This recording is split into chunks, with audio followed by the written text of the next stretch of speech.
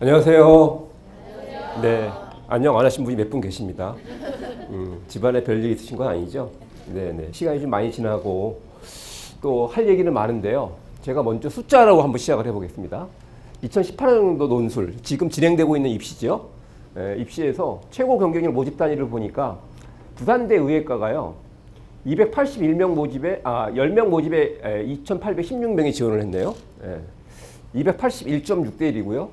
최근 지방직 공무원 역대 최고 경쟁률 292.7대 1이라는 숫자가 있습니다. 두 개의 숫자를 갖고 한번 얘기를 해보겠습니다. 281.6대 1, 292.7대 1. 자, 일단 한번 여쭤볼게요. 여러분들 보시기에 이게 합격이 가능한 숫자라고 보세요? 그러지 않죠. 그렇죠. 근데 여러분들 여기로 가고 계신 거 혹시 아십니까? 여기 계신 분들 지금 여기를 향해 가고 계시는 거 잘 모르시죠? 자, 몇 가지 좀 따져보겠습니다. 자, 일단 보니까 첫 번째, 2,816명이 부산대 의예과가요 올해 최고 경쟁률을 기록했는데 2,816명에 대해서 한번 따져보겠습니다. 저 수험생들은요 논술을 준비했을까요, 안 했을까요? 당연히 했겠죠, 그렇죠? 그럼 왜 준비했을까요, 도대체? 논술을 사랑해서? 논술을 원래 잘해서? 아니면 뭘까요? 합격할 가능성이 있다고 생각해서? 그렇게 해서 모이니까 이렇게 되죠. 제가 볼 때 이거는요 깨끗하게 당한 거예요, 논술업자들한테. 여러분들 분명히 아셔야 됩니다. 이게 우리 교육이 그렇게 만만치 않아요 지금. 왜냐하면 우리 교육은요, 제가 오늘 좀 분명한 말씀을 좀 들어볼게요. 시장과 교육이라는 두 가지 묘한 것들이 지금 섞여 있어요. 논술 시장이 제가 볼 때 당한 거거든요. 그리고 여러분들이 관심을 많이 갖고 계신 입시 문제나 이런 부분들도요 가만히 보면 정말 안타까워요. 근데 많은 분들이 열심히 평소에 노력하고 계십니다. 어딜 향해서? 여길 향해서. 자, 논술이 이런 거거든요. 참 말하기 좋아요. 내신 3에서 5등급 정도 나오는데 아주 공부 잘했어. 근데 고등학교를 가는데 욕심을 부렸죠. 똥 먹거나 자사고를 갔어. 거기 가니까 내신이 맘대로 안 나오죠. 수능도 여의치 않아요. 그러면 뭘까요? 논술이 하나의 돌파구가 되죠. 이런 분석을 내놓는 전문가들이 있어요. 그러면 이제 거기에 뭘까요? 홀딱 넘어가는 거죠. 자, 근데 이제 중요한 게 있습니다. 학생 입장으로 잠깐 가볼까요? 제가 한때 대치동 학원가에 오랫동안 있었습니다. 논술학원 제일 큰 학원에 있었거든요. 거기 오는 학생들 얼굴에 이렇게 써 있거든요. 안 논술 이렇게 써 있어요. 이게 무슨 말일까요? 논술적이지 않아요. 나쁜 의미가 아니라 이게 개그맨 스타일이야. 그런 친구한테 앉혀놓고요. 논술을 준비시킨다 그래서 논술이 될까요? 이건 제가 볼 때게 이거는 뭐냐면 강요예요, 강요. 근데 그 강요를 누가 하고 있을까요? 여러분들이 하고 있는 건 사실은 아니에요. 여러분들이 뭘 한다고 여러분들이 강요하겠습니까? 여러분들 배후에 있는 사람들이 뭘까요? 여러분들을 꼭가시로 활용하고 있다고 저는 분석을 하거든요.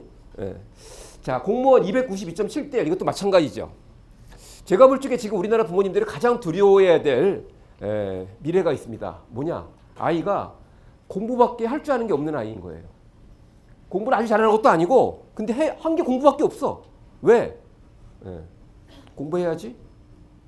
일단 공부부터 하고 이렇게 성장한 아이들입니다. 그런 친구들이 나중에요 취업 전선에서 사실은 선택지가 없는 게 아니에요, 우리 사회가. 충분히 제가 볼 적에는요 사회적인 모순이 있죠. 가장 근본적인 모순, 대기업과 중소기업 임금 격차, 정규직과 비정규직의 노동 조건의 차이, 이런 근본적인 문제가 존재하지만 한 개인의 정신력으로 어느 정도 해결 가능한 부분이 저는 분명히 있다고 생각하거든요. 근데 문제는 뭘까요? 아이들이 고생하는 거를 두려워합니다. 왜? 한 게 공부밖에 없는데?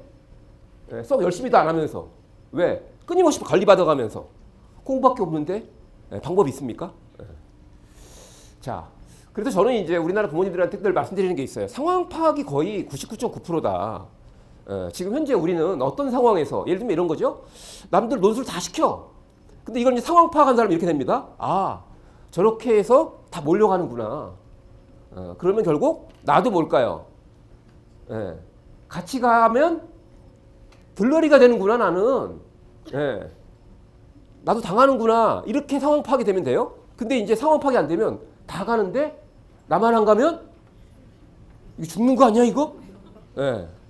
자, 불안하고 걱정이 많은 게 대한민국 어머님들의 공통적인 정서죠. 근데 오늘 저는 여러분들에게 이 불안과 걱정을 한번 직면해 보시기 바랍니다.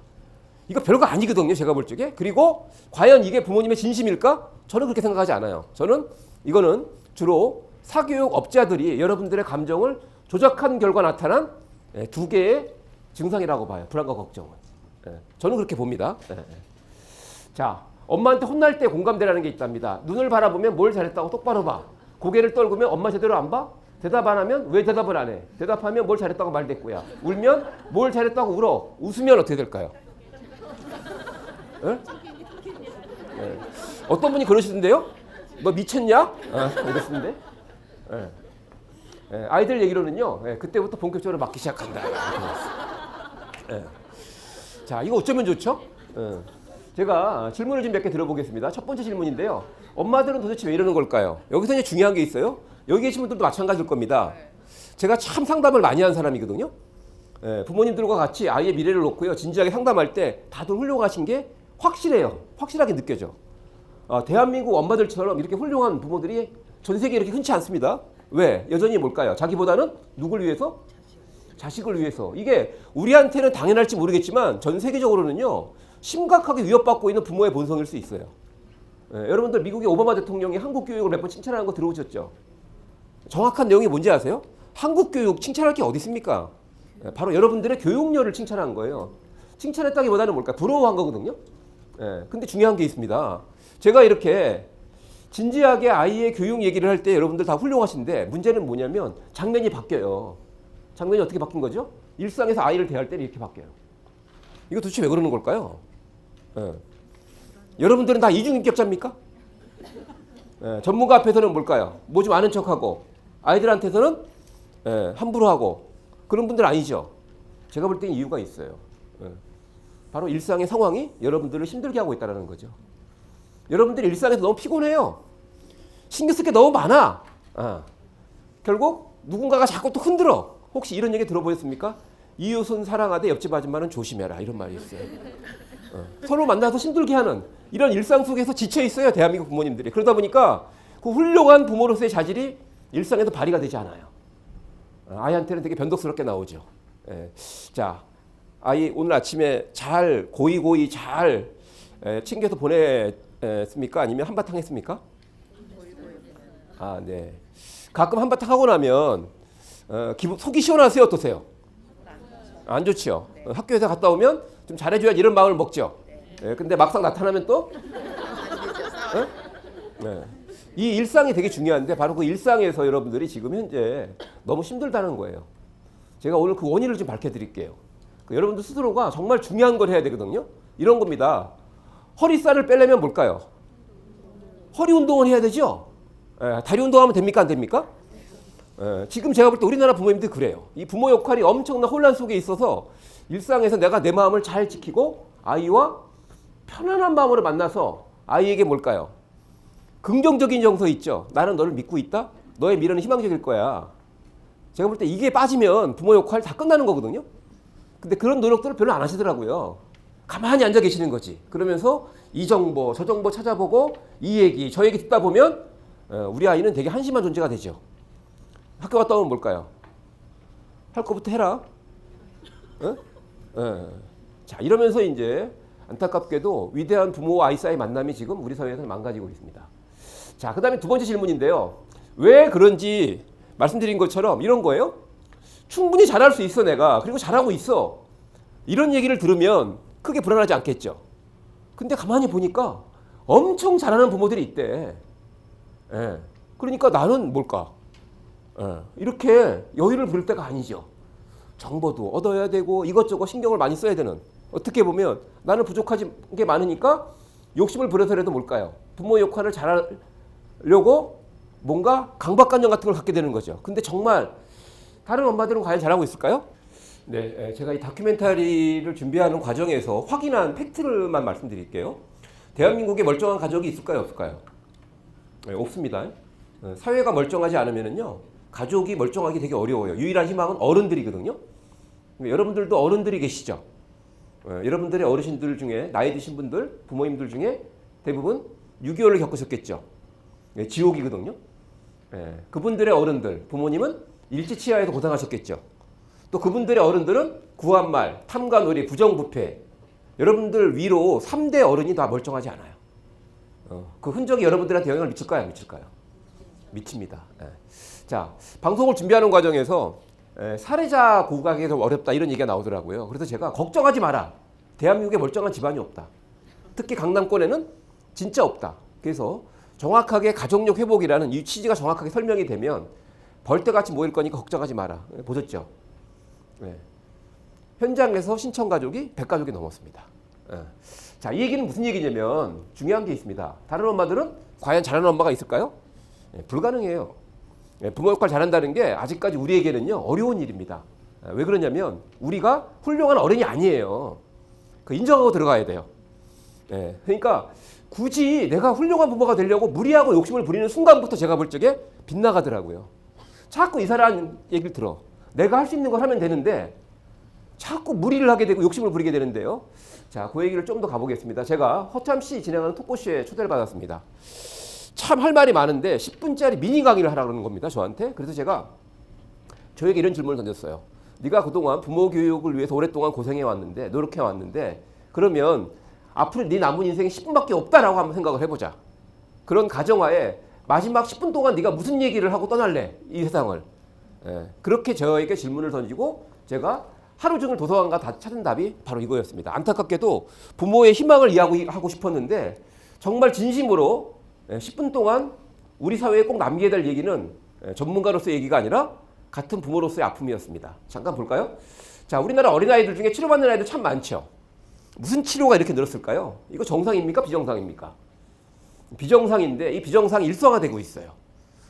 이 아이 치료가 필요한데요? 라는 얘기를 들으면 그 부모님은 특히 어머님은 돌아서서 눈물을 흘리십니다.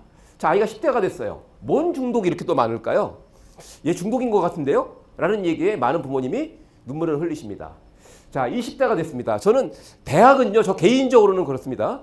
우리 사회에 더 이상 실효성이 없는 제도라는 생각이 들어요. 결국 취업인데 취업 준비생의 모습을 보면서 많은 부모님이 또 눈물을 흘리고 계십니다. 왜? 성인이죠. 성인으로서의 모습을 보여줘야 되죠. 그걸 기대했는데 엄마 돈? 이러면 부모님 돌아서 또 눈물을 흘리십니다. 자, 이제 아이가 30대가 됐어요. 어렵게 들어갔습니다. 근데 너무 위태로워요. 가끔 집에 와서 엄마 앞에서 뭘 흔듭니다. 엄마 이게 뭔지 알아? 이게 사표야, 사표. 더러워서 못 해먹겠어. 때려칠 거야. 이런 얘기를 입에 달고 삽니다.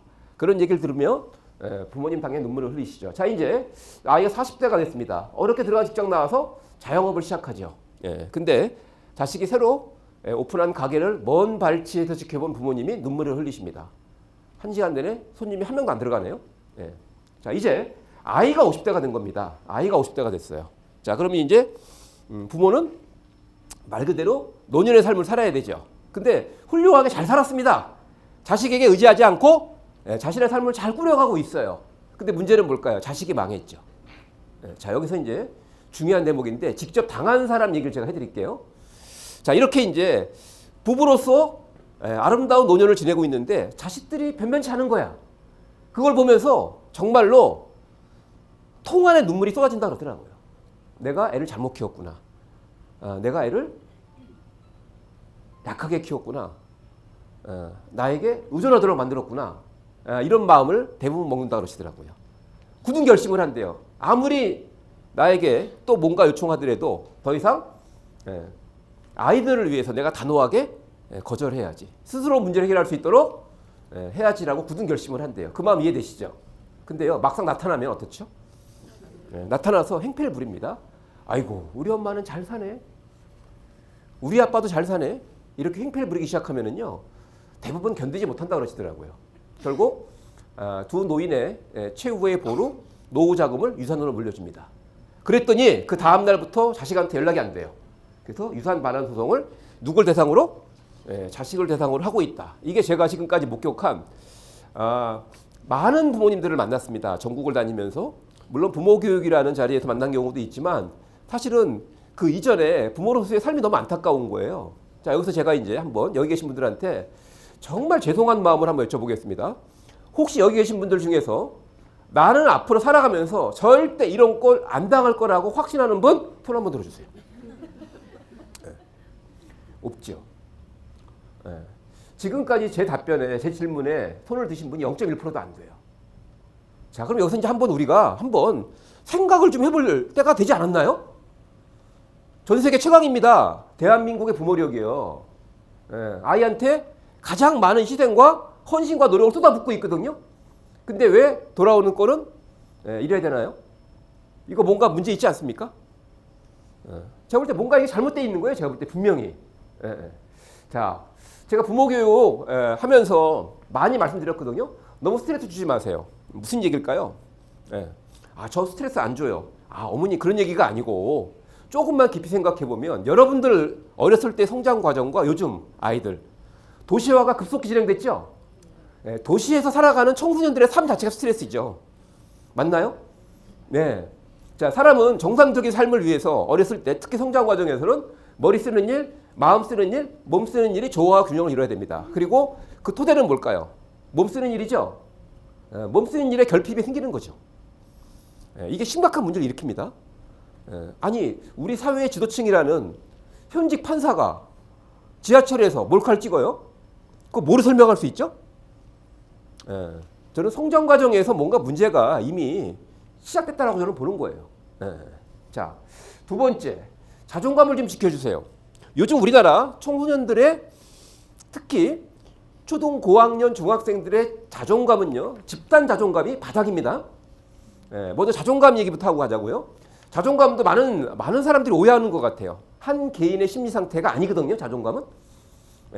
개인의 심리라는 건 우리 사회에 존재할 수 없어요. 모든 게 다 연결되어 있기 때문에. 자존감은 이렇게 보시면 돼요. 어떤 사람을 바라보는 사회의 시선, 집단의 시선, 가정의 시선이라고 보면 되겠죠. 사회가 어떤 집단을 아주 부정적으로 바라봅니다. 바로 그게 중2병이라는 말입니다. 앞으로 중2병이라는 말 쓰지 마세요. 그런 말 쓰는 순간 부정적이죠. 또 자, 아이들이 아직까지 학교에 가면 한 사람 한 사람의 인격체로 대접받습니까? 거기서도 부정적인 경험을 할 가능성이 매우 높죠. 근데 집에까지 와서 여러분들까지도 뭘까요? 아이를 부정적으로 바라보면 자존감은 버틸 수가 없는 겁니다. 자, 그러면 이제 여기서 자존감이 무너진 아이들은 어떤 심정일까요? 평소에. 이것부터 잘 아셔야 됩니다. 너무 많은 가정이 지금 무너지고 있거든요. 자존감이 무너지면 어떤 심정일까? 혹시 의견 있으신 분?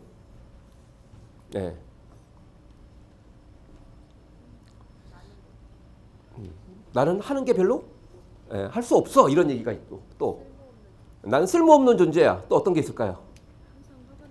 항상 화가 나 있다. 네. 인생을 막 산다. 나는 원래 이런 인간이야. 우울하다. 무기력하다. 부정적이다. 이런 것들 아닙니다. 그런 것들 아니고요. 여러분들이 느낄 수 있도록 제가 잠깐 도와드릴게요. 여러분들이 누군가에게 인격적으로 무시를 당하거나 누가 나한테 모욕감을 줬어. 그때 느끼는 감정 뭔지 조금 느껴지시죠? 그 감정 뭔지 아시겠죠? 감 잡히시죠? 그런 감정을 계속 뭘까요? 마음에 담고 있어야 되는 상태가 자존감이 무너지는 아이들이고요. 자, 우리가 몸을 함부로 쓰면 아니면 자동차가 내 몸에 뭘까요? 심한 충격을 주면 내 몸에 이상이 생기죠. 그와 똑같은 식으로 아이들 마음에도요. 그런 고약한 감정이 오랫동안 머물면 마음에 고장이 생깁니다. 그게 뭘까? 우울증 아니면 자살 충동인 거죠. 지금 우리나라 초등 고학년 중학교 학생들의 집단 자존감이 바닥입니다. 자, 그때 이제 중요한 게 있어요. 가만히 있으면 아주 안 좋은 감정을 느끼는 거죠. 왜? 나를 바라보는 고운 시선이 이 주변 하나도 없거든. 나를 진심으로 믿는 시선이 하나도 없거든. 자, 그러면 이제 이 아이들은 어떻게 된다? 마음에 고장이 생긴다. 우울증, 자살 충동. 근데 그 전에 여러분들이 아이들한테 강력한 걸 하나 주셨거든요. 여러분들만 할 수 있는 위대한 부모 역할. 여러분들이 이미 99.9%의 부모 역할 다 하신 거 모르시더라고요, 잘. 그게 뭘까요? 생명력을 주셨죠? 이 생명력이 이게 인간의 생명력이 이게 보통 아니거든요. 생명력을 발휘해서 살아보려고 최후의 발악을 합니다. 그게 뭘까요? 그게 바로 중독이에요. 여러분들이 중독을 오해하시면 안 됩니다. 중독의 역기능도 우리는 물론 심각하지만 순기능도 우리는 제대로 볼 줄 알아야 되는데 잠깐 제가 미국 얘기를 해드릴게요. 월남전 당시 미군 참전 용사 중에 거의 절반에 가까운 숫자로는 100만 명 이상이 넘어요. 마약 중독자라는 사실이 밝혀져서 미국 사회가 충격에 빠집니다. 자, 근데 놀랍게도요. 재밌는 일이 벌어져요. 무슨 일이냐? 여러분들 근데 한번 이렇게 생각해 보세요. 월남전이 끝났어. 그러면 속된 말로 뽕쟁이 100만 명이 미국 사회로 동시에 들어갑니다. 그럼 미국 사회가 견딜 수 있을까요? 근데 그와 관련해서 여러분들 들은 바가 없으시죠? 아무 일도 없었어요. 잘 들어보세요. 이런 분석이 있었습니다. 자, 월남전 당시에 미국 본토는 경제 호황기에 최고의 삶을 살던 그런 미국의 청년들이 본인의 의지가 아니라 국가의 정책에 의해서 갑자기 지옥 같은 전쟁터에 떨어지죠. 극도의 스트레스죠. 실제로 많은 미군 병사들이 자살 충동을 느끼거나 실제로 자살을 하거나 아니면 뭘까요? 정신착란을 일으킵니다. 이해되시죠? 근데 그때요, 묘하게도요, 마약을 쓴 병사들이 있죠. 월급 받아갖고 몰래 뭘까요? 마약을 사서 마약을 적절하게 쓴 병사들은 멀쩡한 겁니다. 이유가 뭐죠? 마약의 힘으로 버틴 거죠. 자, 전쟁이 끝났습니다. 고향으로 돌아갔죠. 지옥이 아니죠. 스트레스가 없죠. 마약을 쓸 이유가 있습니까? 없죠. 지금 현재 가정에서 벌어지는 디지털 미디어와 관련된 온갖 충돌, 그 뿌리에는요, 두 가지가 있는 거예요. 첫 번째는 뭐냐? 우리나라 청소년들의 삶이 썩 행복하지 못하다. 좀 더 정확히 말씀드리면 아주 불행하다. 거기에 주변의 시선조차도 뭘까요? 매우 부정적이다. 이걸 놓치고 우리 아이 어떻게 게임 좀 덜하게 하면 지금까지 해보셨죠? 됐던가요? 될 일이 아닙니다. 결국은 아이와의 관계에서 부모의 기본적인 역할이 있죠. 넌 내가 낳은 훌륭한 아이거든. 이런 최소한의 긍정적인 시선, 진정한 믿음. 자, 근데 여기서 이제 믿음에 대해서 한번 좀 잠깐 짚고 넘어가 보겠습니다. 많은 분들이 아이를 믿고 있습니까? 믿지 못합니까? 그러면 헷갈리시더라고요. 그러면서 믿고 있다라고 생각하시는 것 같아요. 근데요, 중요한 게 있습니다.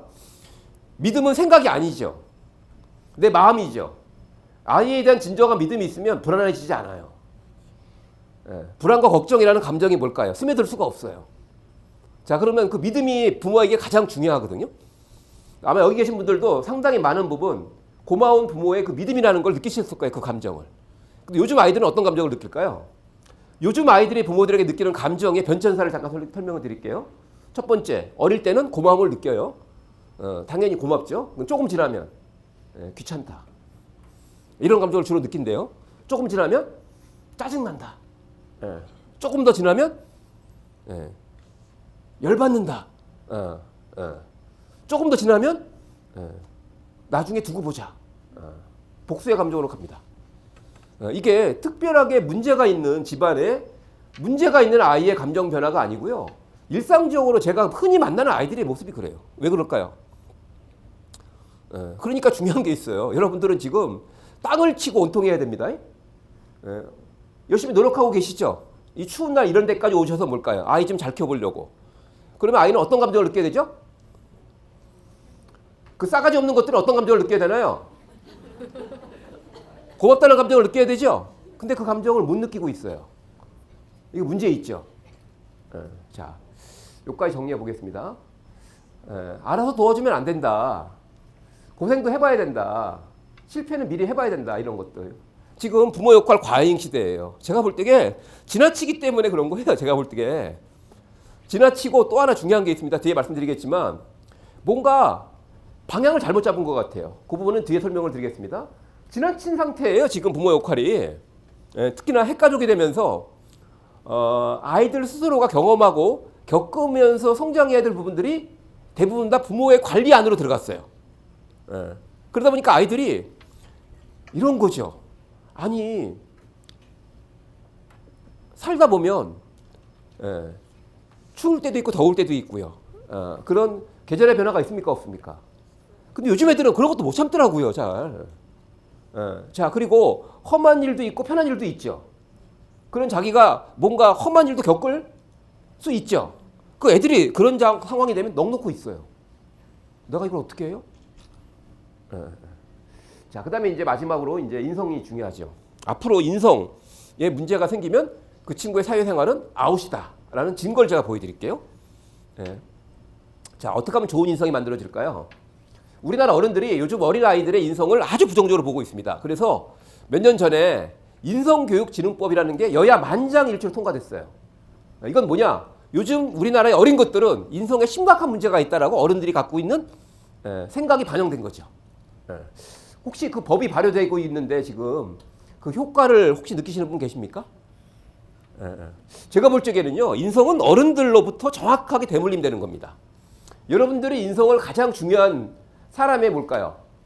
자질로 보고 평소에 좋은 인성을 길러주게 노력한다면 당연히 좋은 인성의 소유자들이 나타나겠죠. 저는 이렇게 생각합니다. 인성은 일상에서 진행되는 거다. 일상에서. 자, 아이들이 뭔가 말과 행동을 합니다. 근데 아직까지 사회화가 덜 된 아이들 입장에서는 스스로 하는 말과 행동에 대한 자신의 판단이 확실치 않을 수 있죠. 그러니까 여러분들은 어떻습니까? 여러분들의 판단은? 대답 안 하신 분들은 뭡니까?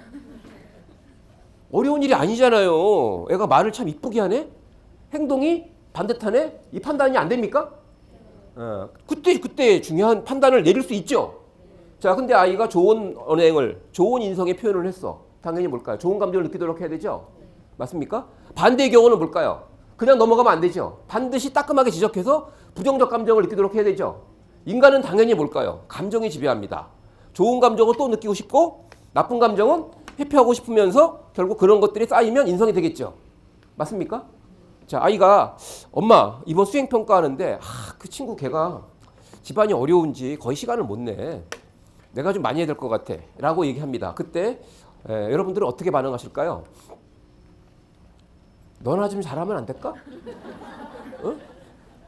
너 오지랖도 병이란다? 이러면 아이들 인성 망가지는 거죠. 그래, 너 참 훌륭하다. 손해보더라도 꼭 도와줘라. 이런 훌륭한 인성의 소유자가 되는 거죠. 맞습니까? 우리가 지금 부모인가 학부모인가가 오늘 강의 주제인데 학부모가 됐죠. 그 학자가 배울 학자에서 요즘은 학대할 학자로 간 거 아시죠? 왜 그렇게 됐는지도 살펴봐야 되는데요. 자, 중요한 게 있습니다. 왜 이런 일이 벌어지는 걸까요? 중학생부터 유치원까지 내 아이를 키워오면서 이제 확신하는 것은 내가 하려 했던 모든 것, 애초 아이들을 위해 계획하고 기대했던 모든 것이 나의 오만이고 착오라는 것입니다. 사춘기 아이를 겪다 보면 더 분명해집니다. 그저 아이들이 제 모양으로 자라가는 모습을 격려하며 지지하며 한 발짝 물러나는 것입니다. 손을 내밀 때만 잡아주고 엄마의 삶을 묵묵히 가면 되는 것이더라고요. 절대 손을 끌지 말고 나란히 가주는 것. 너무 많은 고통과 좌절을 겪고 얻은 지혜입니다. 아이들을 내가 키워보겠다 할 때부터 문제가 생기는 듯합니다. 지금 우리 엄마들에게 필요한 건 이리저리 이끄는 지침서가 아니라 멈추라고 해도 따끔한 지혜 쓴소리입니다. 공감하고 지지합니다. 제가 작년 가을에 대한민국 엄마 구하기라는 제목의 책을 냈습니다. 네이버에서 엄청 관심을 보여가지고 사전 연재를 했는데 사전 연재를 보고 많은 분들이 댓글을 남기셨습니다. 그 중에 하나거든요. 자, 이분 뭔가 판단하셨죠. 이거 내가 정말 열심히 했는데 알고 보니까 이게 이룰 수 없는 사랑? 넘을 수 없는 벽? 뭐 이런 걸까요? 그걸 느끼셨죠. 그 배경을 잘 지금부터 이해해 보실 필요가 있습니다. 왜 이분은 이렇게 생각했을까요? 바로 이거거든요.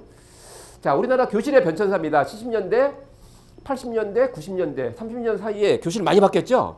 그렇죠. 근데 더 중요한 변화가 바로 여러분들 주변에 심각하게 진행됐습니다. 지금도 진행되고 있고요. 근데 그 변화를 못 느끼고 있으면 큰일 나는 거죠. 상황 파악이 안 되는 겁니다. 첫 번째는 뭐냐? 가족에 큰 변화가 있죠? 대가족에서 핵가족으로. 이게 문제예요. 많은 엄마들이 독방 육아에 대한 원통함을 호소하시는데 그거는요, 중요한 게 있습니다. 급격한 변화에 따른 혼란이에요. 누구를 원망할 일이 아니에요. 그분들의 안타까움을 제가 진심으로 위로하는데 자기 위로가 되려면 뭘까요? 누구를 원망하면 안 되죠. 맞나요? 그 원인을 정확하게 아는 것이 뭘까요? 진정한 자기 치유의 출발인데 많은 분들이 저 인간이 안 도와줘서라고 원망하는데 그 인간도 도와줄 처지가 안 되거든. 두 번째, 어른들이 사라집니다. 이 한 사회의 어른은요 매우 중요한 역할을 합니다. 수없이 많은 경험을 통해서 예측 능력이 뛰어나거든요. 어릴 때 이렇게 하면 나중에 어른 되면 어떻게 된다는 다 알고 있어요. 자, 한번 여쭤보겠습니다. 여러분들 혹시 아이 키우면서 고민과 걱정이 될 때 어른들한테 여쭤보십니까? 아니면 네이버 검색하십니까? 뭘 믿고 그 검색 결과를 믿으시죠? 자, 그 다음에 마을도 사라졌습니다. 잘 보세요. 이게 인류 역사, 거창한 얘기가 아니고요. 바로 현실적인 인류 역사에서 최근까지 부모 역할을 했던 방식이 바로 이거예요. 공동체죠, 개인이 아니라. 맞습니까? 근데 여러분들이 지금 개인기로 버티고 계세요. 개인기로. 성공할 수 있을까요? 불가능에 도전하고 계십니다. 엄청난 문제가 생길 거고요. 앞에 말씀드린 부모의 눈물은 바로 상황 파악을 제대로 못하고 개인기로 뭘 해보려고 하는 부모들이 겪게 되는 불가피한 불행이라고 저는 생각합니다. 자, 미국의 한 여성학자가 이렇게 분석을 합니다. 부모로서의 우리 삶이 예전에 비해서 한층 복잡해졌어. 누구도 부인할 수 없죠. 이런 복잡한 여러 가지 문제들을 명쾌하게 해결해줄 새로운 지침이 필요한 겁니다. 표준적 규범이 없다는 것만큼 난처하고 까다로운 상황은 없다. 자, 옛날에는 교통법규가 필요 없었죠. 차가 없으니까. 지금은 어떻습니까? 도로와 차, 질서가 없으면 혼란이죠. 무질서죠. 살 수가 없죠. 똑같은 거예요. 지금 무지하게 복잡해졌거든요. 근데 아무도 질서를 얘기해 주고 있지 않아. 이거는 전 세계적인 현상이고요. 우리나라가 조금 심할 뿐입니다. 자, 근데 거기에 이제 우리나라는 더 악화됐어요. 뭐냐? 핵가족이 되고 어른들은 보이지 않고 마을도 사라진 상황에서 요즘 초보 엄마들은 레퍼런스, 뭔가 참조해야 되는데 절대로 필요한데 우리나라는 상류층 문화밖에 안 남았습니다. 극성스러운 소수 상류층 학부모들이 주도하는 분위기에 휘말려 다수 건강한 엄마들 곤란을 겪고 있다고 저는 판단합니다. 바로 이거죠. 상류층의 학부모 문화. 여러분들은 지금 대치동 엄마 코스프레 하고 있다라고 못 느끼시죠? 제가 전국을 다니면서 이 확신을 갖는데 몇 년이 걸렸어요. 자, 저 시골 꼴짜기에 가도요. 부모들 생각이 어떻게 이렇게 똑같은지 몰라요. 뭐냐? 돈이 있으면 정보를 구해서 아이를 잘 관리해야지. 그런 방식으로 아이를 키우면 어떤 일이 벌어지는지 지금 쭉 설명드린 겁니다. 자, 근데 반대로요. 끝까지 아이를 믿고 아이 함께 가는 부모들이 있어요. 바로 지금도 개천에서 용이 안 나온다 그러죠. 그거는요. 그 개천이 썩어서 그래요. 깨끗한 개천이 있죠. 부모 아이가 서로 존중하고 신뢰하는 그런 개천에서는요. 훌륭한 용들이 나오고 있습니다. 자, 요 두 가지 사이에 여러분들은 아마 선택을 좀 하셔야 될 거예요. 저 여기서 먼저 이런 겁니다. 어떤 사회건 상류층이 존재하죠. 상류층들은 이런 겁니다. 상류층들이 쓴 전략은 간단해요. 돈이 남죠. 시간도 많죠. 그러니까 뭘까? 자신이 갖고 있는 자원을 빨리 쏟아 부어가지고 승부를 빨리 보려고 하죠. 그렇게 해서 그들이 조기 교육을 시작했습니다. 그 결과 나이라는 질서가 무너졌죠. 그들이 또 뭘까요? 선행학습을 시작했죠. 그렇게 해서 학년이라는 질서가 무너졌죠. 여러분들 잘 보세요. 아이들 성장 발달의 나이와 학년은 기본적인 질서거든요. 그게 완전히 무너졌습니다. 이거는 뭐냐면 제 눈에는 그렇게 보여요. 자, 운전을 하는데 갑자기 모든 신호등이 멈춰요. 그리고 모든 운전자가 교통법규를 어깁니다. 그럼 반드시 사고가 나게 돼 있죠. 그 사고가 지금 여러분들의 일상일 거예요. 이거 무질서와 혼란의 극치 상황이죠. 아무런 기준이 없어요. 자, 그럼 여기서 이제 중요한 게 있습니다. 지금까지 근데 우리 사회도 얼마 전까지는요, 그런 상류층들 있지 않습니까? 그런 무질서, 철저하게 이기적이고요. 남한테 피해를 주든 말든 신경 안 쓰는 그런 소수 상류층을 견자 문화가 있었어요. 우리 사회에도. 그게 뭘까요? 여러분도 기억하시죠? 치맛바람, 극성스러운 부모, 이런 말을 했죠.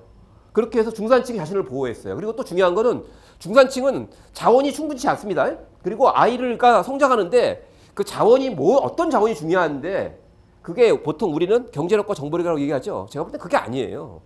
정서 자원이 중요하거든요. 아이와 부모 사이 느끼는 감정이 제가 볼 때 본질인데, 자, 예전에는 그래도 중산층이 아이를 믿고 신뢰할 수 있는 전략이 있었어요. 확인해 보겠습니다. 혹시 지금 여기 계신 분들 중에서 최근 몇 년 사이에 대기만성이라는 단어를 들어보거나 써보신 분 손 들어보세요. 몇 분 안 계시죠? 그죠? 바로 대기만성이 중산층의 전략이거든요.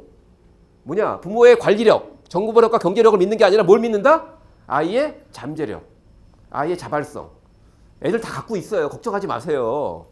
써먹을 기회를 우리가 빼앗아서 그렇지 충분히 아이들 할 수 있거든요. 그런 중산층의 전략이 있었는데 지금 사라졌죠. 자, 그 배경을 잠깐 설명을 들어보겠습니다.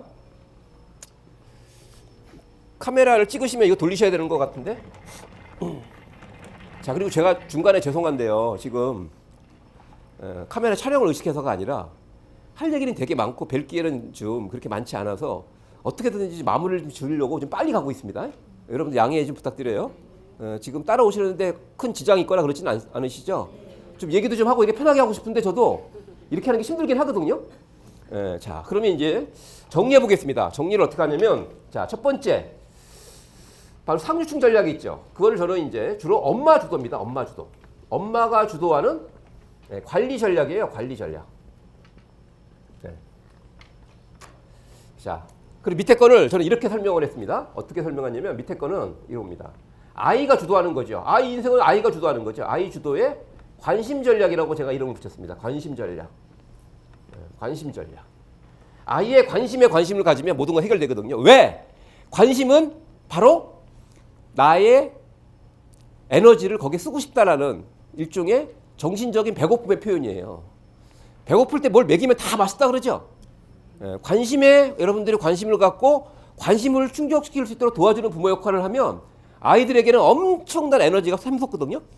자발적으로. 근데 문제는 이제 관리가 되면 어떻게 되는지 아세요? 관리가 되면 그 관심을 충족시킬 때 사용되는 자발성이라는 에너지가 관리를 하게 되면 앞에 말씀드린 것처럼 초기에는 귀찮다, 짜증난다, 열받는다, 나중에 복수하고 말 거야. 이렇게 되는 거죠. 자, 근데 이제 문제가 있어요. 뭐냐면 현실적으로 우리는 이 성공 사례라는 걸 무시할 수 없죠.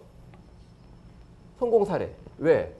모든 부모가 좋은 사회면은요, 성공 사례 이런 거 별로 없어요. 그냥 좋은 사회고 좋은 가정이면, 그리고 어른들이 훌륭하면 내가 평소에 잘 사는 거죠. 여러분들 아이와 함께 보내는 일상이 소중하지 않습니까? 뭘 꼭 내일을 위해서 준비하고 이런 것들은 내가 볼 적에는 지금이 문제가 있으니까 우리의 노력으로 좀 나은 내일을 꿈꾸는 거지 않습니까? 조금 더 나은 내일을 준비하는 거죠. 근데 지금 일상이 훌륭하다면 굳이 그럴 이유가 없죠. 안 그런가요? 소중한 일상. 근데 중요한 게 있습니다. 바로 지금이 문제가 있으니까 우리는 자꾸 주변을 살피게 돼요. 그리고 말씀드린 것처럼 어떤 확신도 없고요. 이러니까 그때 이제 초창기에는 성공 사례가요. 1대 9였던 시절이 있어요. 1대 9. 뭐냐? 개천에서 욕 나올 때. 하나도 안 부럽죠, 이거. 그죠? 여러분들 이런 영화, 드라마 기억나시죠? 아주 부잣집 외동아들은 개망난이고요. 그지? 식모 아들은 우등생이잖아요. 그죠? 그런 시절이 있었죠. 그렇죠? 근데 이제 이게 쭉 와가지고 지금 어디까지 갔냐면 한 7대 3까지 빠르게 바뀝니다. 근데 이때도 괜찮았어요. 뭐냐? 3이 있죠. 누구 엄마 너무 걱정하지 마. 내가 볼 때 아이 훌륭하거든.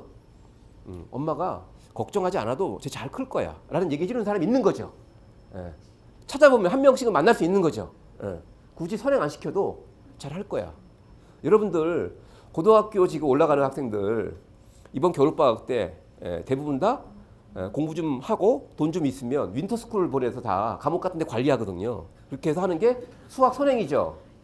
근데 중요한 게 있습니다. 수능의 비밀을 한 가지 말씀드려 볼까요? 수능은요, 안 배운 거 안 나오고요. 또 하나 중요한 거 말씀드려 볼까요? 다 아무도 얘기하지 않는 비밀이 있어요. 자, 수학을 선행을 하죠. 선행의 가장 현실적인 이유를 뭐라고 들이대죠? 업자들은? 수학이 제일 중요하다, 입시에서. 수학이 어렵다.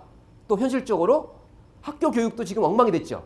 그래서 2학년까지 진도를 끝낸다. 이과 수학 전 세계에서 가장 교육 과정이 많아요. 그러면 미리 선행하지 않으면 학교 속도 못 따라간다. 이런 얘기 들으셨죠?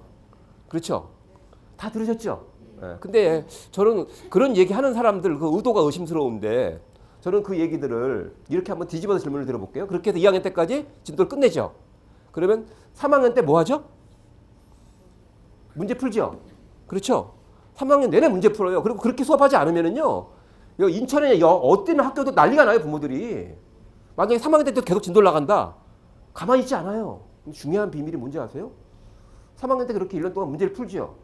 성적이 올라가는 애가 몇 명이나 될까요? 네? 문제의 본질이 뭔지 아십니까? 선행이 문제였던 거예요. 너무 진도를 빨리 나가면서 공부의 완성도가 떨어지는, 그게 수소가 되니까 뭘까요? 3학년 때 1년을 문제 풀고요. 저 재수학원 원정도 해봤거든요. 강남에서. 재수를 해보세요. 달라지나. 삼수를 해보세요. 달라지나. 뭐냐면 이런 거죠. 여러분들이 아주 간단하게 할 수 있어요. 내가 뭔가를 제대로 배우려면 천천히 차분차분 배워야 되죠. 맞습니까? 그러면 천천히 차근차근 공부하는 걸 연습했어야죠. 근데 우리나라 아이들은요. 조기교육부터 시작해서 선행학으로 들어오면서 수학은 다 개판이야. 뭐냐? 공장에서 물건을 만들었는데요. 하나도 팔 게 없어. 왜? 품질 검사도 전부 다 불량품이야. 이런 현실이죠. 그건 뭐냐? 바로 이 결과예요. 자, 여기까지 여기서 멈춰야 됩니다. 이제 할 얘기가 너무 많아서. 자, 그 다음에 이제 8대2까지 갔어요. 9대1까지 갔어. 근데 지금은 제가 볼 때 9.5 대 0.5까지 갔어요. 그러니까 이 0.5가 견딜 수가 없는 거예요. 예. 예전에는 이런 분들이 그래도 주변 엄마들로부터 신뢰를 얻었죠. 여러분들 주변에 보면 저 엄마 참 그래도 괜찮아. 사람이 뭔가 신념이 있는 것 같고 물론 썩 마음에 안 들어. 그죠? 하지만 마음 한편에는 뭘까요? 참 훌륭한 부모야. 이런 게 있었죠. 근데 이제 0.5가 되는 순간 어떻게 바뀌는지 아세요? 그런 엄마들이 이렇게 바뀌어요. 갑자기 그 믿음이, 신뢰가 의심으로 바뀌어요. 아마 분명히 친자식이 아닐 거야. 어? 어떻게 저렇게 자식을 방치하지? 저런 엄마들 많아지면 아파트 값 떨어지는데? 이렇게 바뀌어요. 이게 지금 상황이에요. 자, 근데요, 이걸 이제 우리가 반전시켜 보자고요. 성공 사례를 뭐로 바꾸냐? 성공 확률로 바꿔볼까요? 성공 확률로 바꿔보면, 자, 이쪽은 중요한 게 있죠. 성공 확률. 어떻게 될까요? 대세분의 대세죠. 다 이쪽으로 가고 있잖아요. 성공 사례가 여기서 다 나오잖아요. 대세 맞죠? 그래서 모든 수험생들이 다 하고 있죠. 올해 수능을 기준으로 한번 보자고요. 올해 수능이 60만 명 조금 안 됩니다. 자, 그러면 성공 사례를 우리가 현실적으로 보자고요. 현실적으로. 예? 현실적으로 인서울 상위 10개 대학으로 보자고요. 그럼 2만 명 정도 된다고 가정을 해보자고요. 그러면 이제 2만이죠. 그럼 58만 명 어디 갔죠? 58만 명? 아까 숫자 보여드렸죠.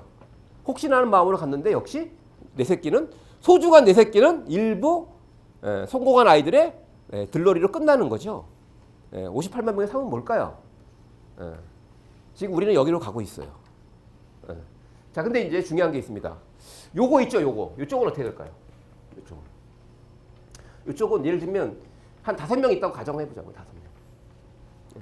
그럼 몇 명 중에서 5명이 나오는 거죠?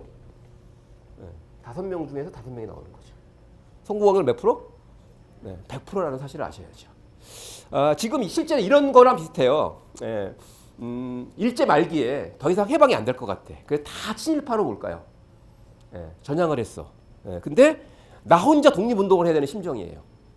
이분들이. 그 정도로 어려워요. 정말 굳은 신념이 필요하죠. 나 혼자 독립운동을 해야 돼. 남들은 다 해방이 안 될 거라고 포기했어. 근데 중요한 게 있죠. 해방은 되죠. 지금 여러분들이 중요한 게 있습니다. 이분들이 모여야 돼요. 앞에 남구청에서 마을교육공동체 사업을 한다는 되게 반가운데 제가 여기저기 참여하고 있거든요. 이런 분들이 모이면 그러면 제가 볼 적에는 성공 확률을 보장받으면서 그 뭔가 외로움, 혼자 가는 거에 대한 불안감 또는 너무 대세에서 벗어나니까 혹시 내가 이거 실패하는 거야? 아닐까라는 두려움 이런 감정이 싹 바뀌어요. 드디어 내가 올바른 길에 접어들었구나. 이런 감정의 변화가 생겨요. 이게 제가 볼 적에는 정말 중요한 마을교육공동체 사업입니다.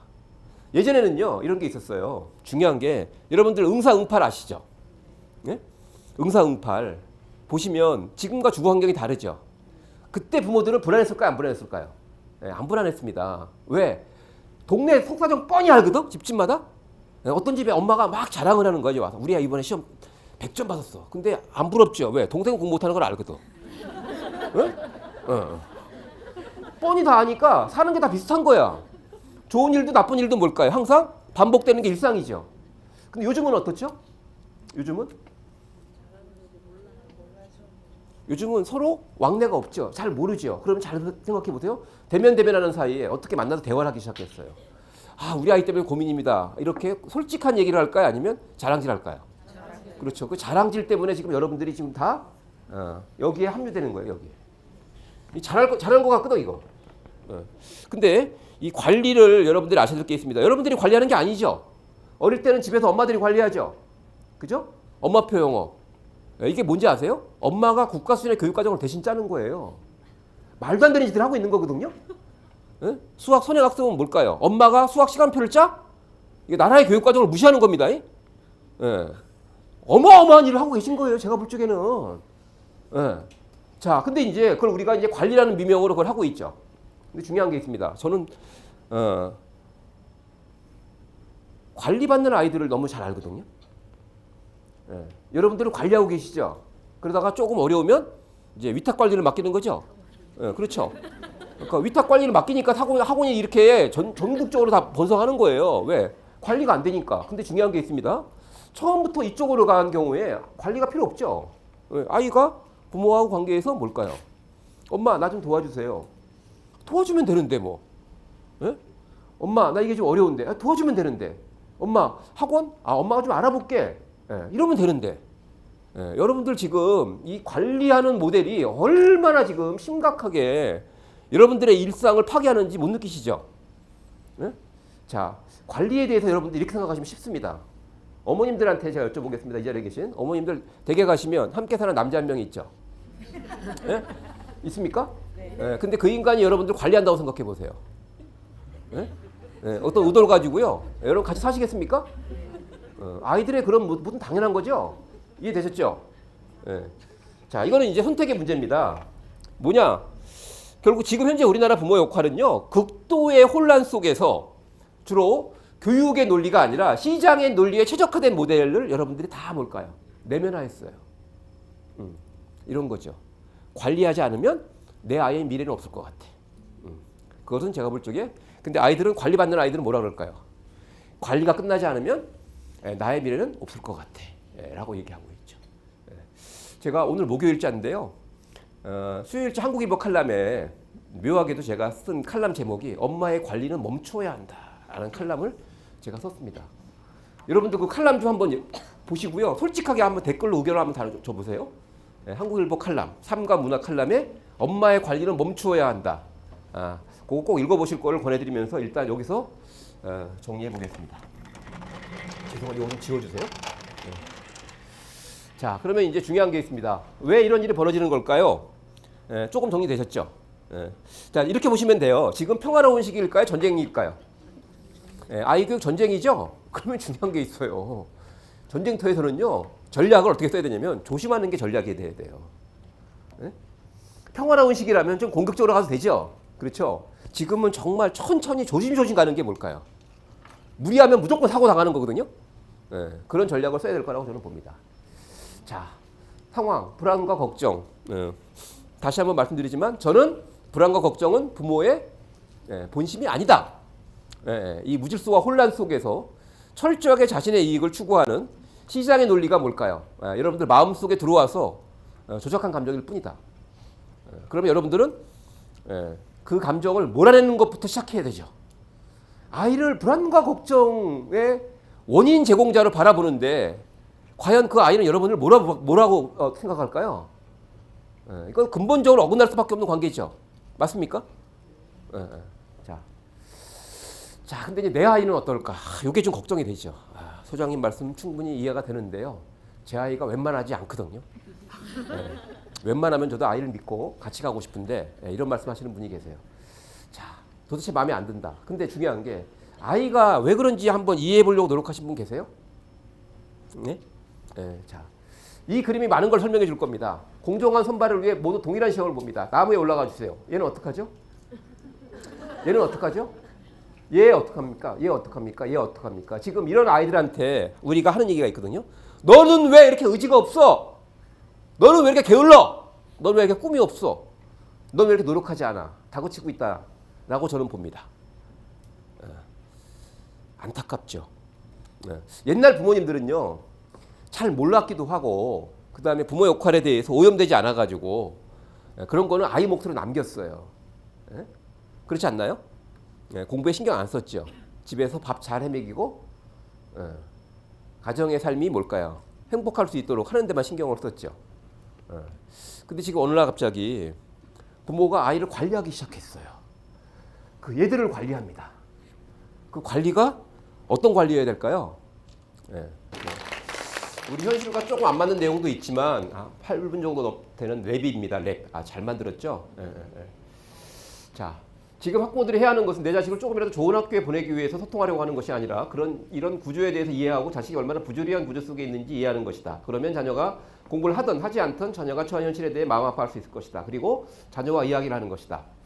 자녀가 공부를 잘하게 하기 위한 이야기가 아니라 이런 구조 속에서 어떻게 살아나갈 수 있는지를 자녀의 걸음에 동행자가 되고 진정한 자녀의 편이 되어주는 것이다. 이런 힘겨운 싸움에 부모마저 자녀의 편이 아니라면 자녀는 어떻게 이 상황을 극복할 수 있겠는가. 그것을 진정으로 이해하면 그때는 특별히 소통에 신경 쓰지 않아도 소통할 수 있을 것이다. 구조는 여전히 삭막하고 부조리하겠지만 더 이상 그렇게 위압적이진 않을 것이다. 어떻게든 살아나갈 수 있는 방법이 있을 테니까. 자, 여러분들 마음속에 밑줄을 한번 딱 쳐보시기 바랍니다. 그리고 제 제안을 한번 진지하게 검토해 주시기 바랍니다. 결심하셔야 됩니다. 결정하셔야 되거든요. 아이를 관리할 거냐? 아니면 여러분들의 의도대로 아이를 관리할 거냐? 아니면 진정 아이 편에서 아이와 함께 갈 거냐? 완전히 아이들은 달라집니다. 지금 우리 사회에 많은 아이들이 보이는 심각한 문제 행동이 있죠. 언론, 신문지상에 나오는 우리나라 청소년들의 다양한 위기의 모습들이 있지 않습니까? 그것은 뭐냐? 우리 사회가 아이들을 신뢰하지 않기 때문이에요.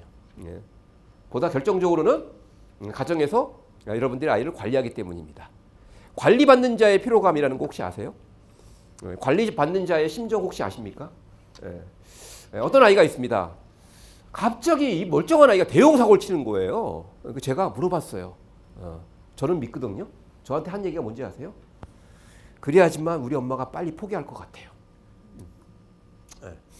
이런 일들이 많죠. 더 심각한 문제를 치는 아이가 있습니다. 남자아이예요. 이렇게라도 아빠한테 복수하고 싶었어요. 라고 얘기합니다. 특별하게 느끼는 감정 아니고요. 아이들, 관리받는 아이들은 그렇게 된다라는 거죠. 자, 정리해 보겠습니다. 아이에 대해서 좀 이해하실 필요가 있어요. 우리가 훌륭하지 않은 어른이라는 것을 조급함, 성급함, 신경질, 짜증을 통해서 아이한테 입증하려고 하지 마세요. 하실 말 있으면 할 얘기는 다 해야 됩니다. 그거를 갖다가 이런 거잖아요. 어떤 경우든 사람들이 모이면 질서가 생깁니다. 근데 그때 여러분들도 많이 겪으셨죠. 시도 때도 없이 불러갖고 자기 기분에 겨워서 자기 하고 싶은 얘기 막 쏟아내면 어떻게 되죠? 짜증 나는 거죠. 정중하게 하고 싶은 얘기를 하세요. 저도 아주 유별나게 사춘기를 겪은 딸내미가 있습니다. 하고 싶은 얘기 참 많았죠. 또 제가 하는 일이 이런 일이니까 그때마다 포스트잇을 꺼내가지고요. 제가 하고 싶은 얘기를 다 써서 아예 책상 위에 붙여놨어요. 그렇게 하고 싶은 얘기 다 하시면 됩니다. 정중하게 하고 싶은 얘기 하시면 아이를 다 알아듣거든요. 자, 그다음에 이제 중요한 게 있습니다. 이 제도를 또 잘 이해하셔야 돼요. 자, 여기서 이제 우리 사회는 빠르게 바뀌고 있다. 4차 산업혁명, 인공지능, 로봇 이런 얘기 흔히들 하시죠. 근데 우리 교육은 어떻습니까? 우리 교육은 과연 그 미래를 향해서 한 발 한 발 나아가고 있다고 생각하세요? 아니라고 생각하십니까? 착각하지 마세요. 이미 바뀌고 있어요. 중요한 게 있습니다. 여기서도요. 변화되지 않을 거라는 구질선을 강조하는 사람들의 의도가 있어요. 거기에 여러분들 놀아나시면 안 됩니다. 이미 바뀌고 있어요. 어느 날 갑자기 혁명적인 변화가 일어나진 않지만은요. 이미 바뀌고 있거든요. 자, 너무 복잡하고 어렵다가 아니라 무엇이 어떻게 바뀌는지 여러분들이 모르는 걸 몇 가지 좀 제가 챙겨보도록 하겠습니다. 자, 여기서 이제 중요한 질문을 던져볼게요. 여러분들이 사장이라면 누굴 직원으로 뽑을까요? 시킨 청소만 열심히 한 연대생과 유리창까지 닦은 건대생.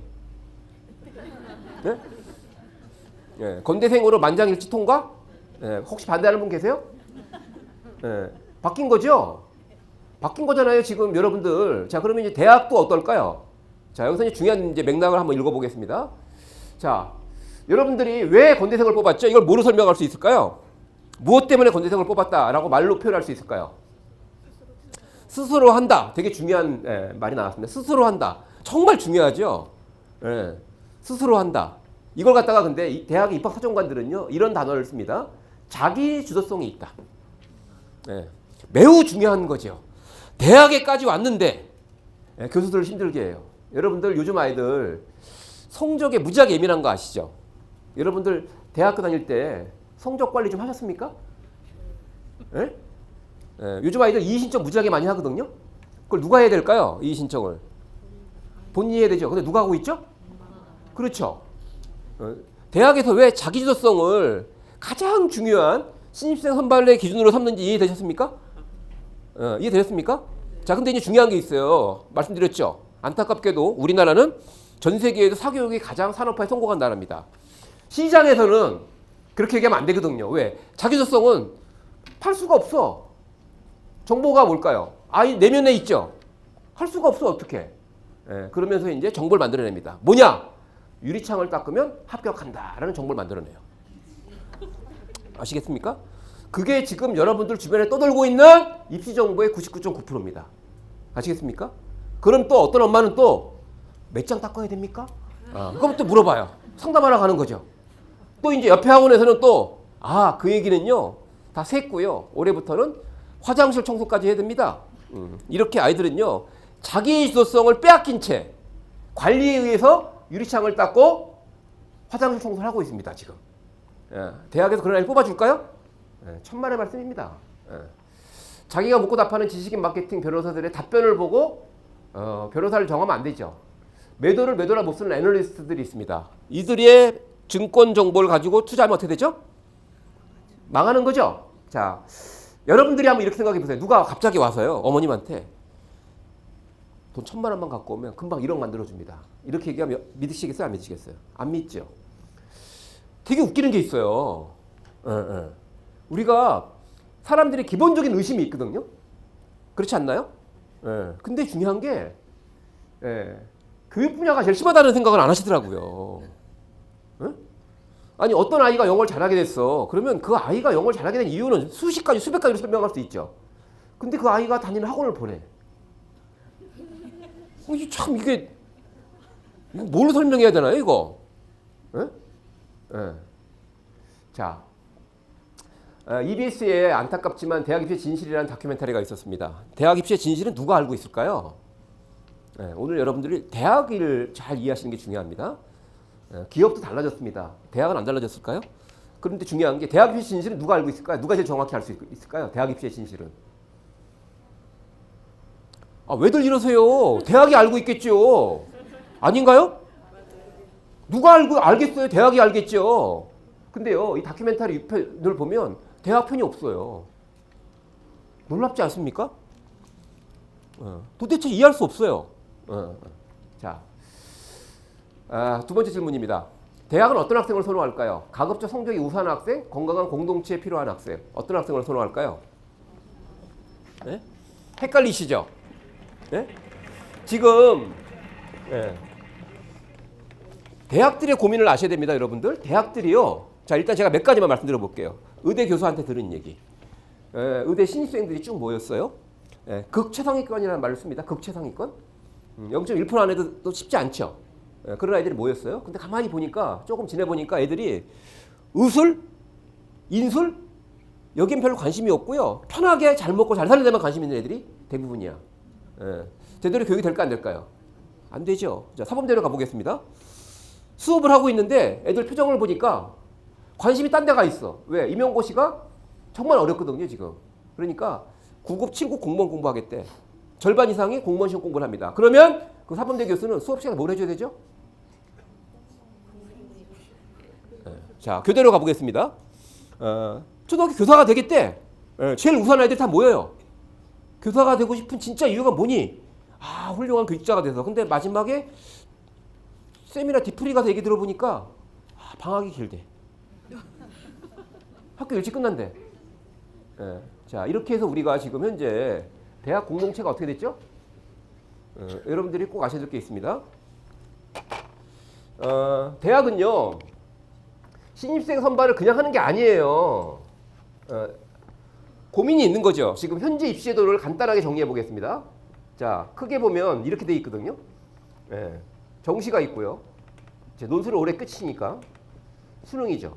수시, 교과가 있습니다. 수시, 종합이 있죠. 요거 잘 보셔야 돼요.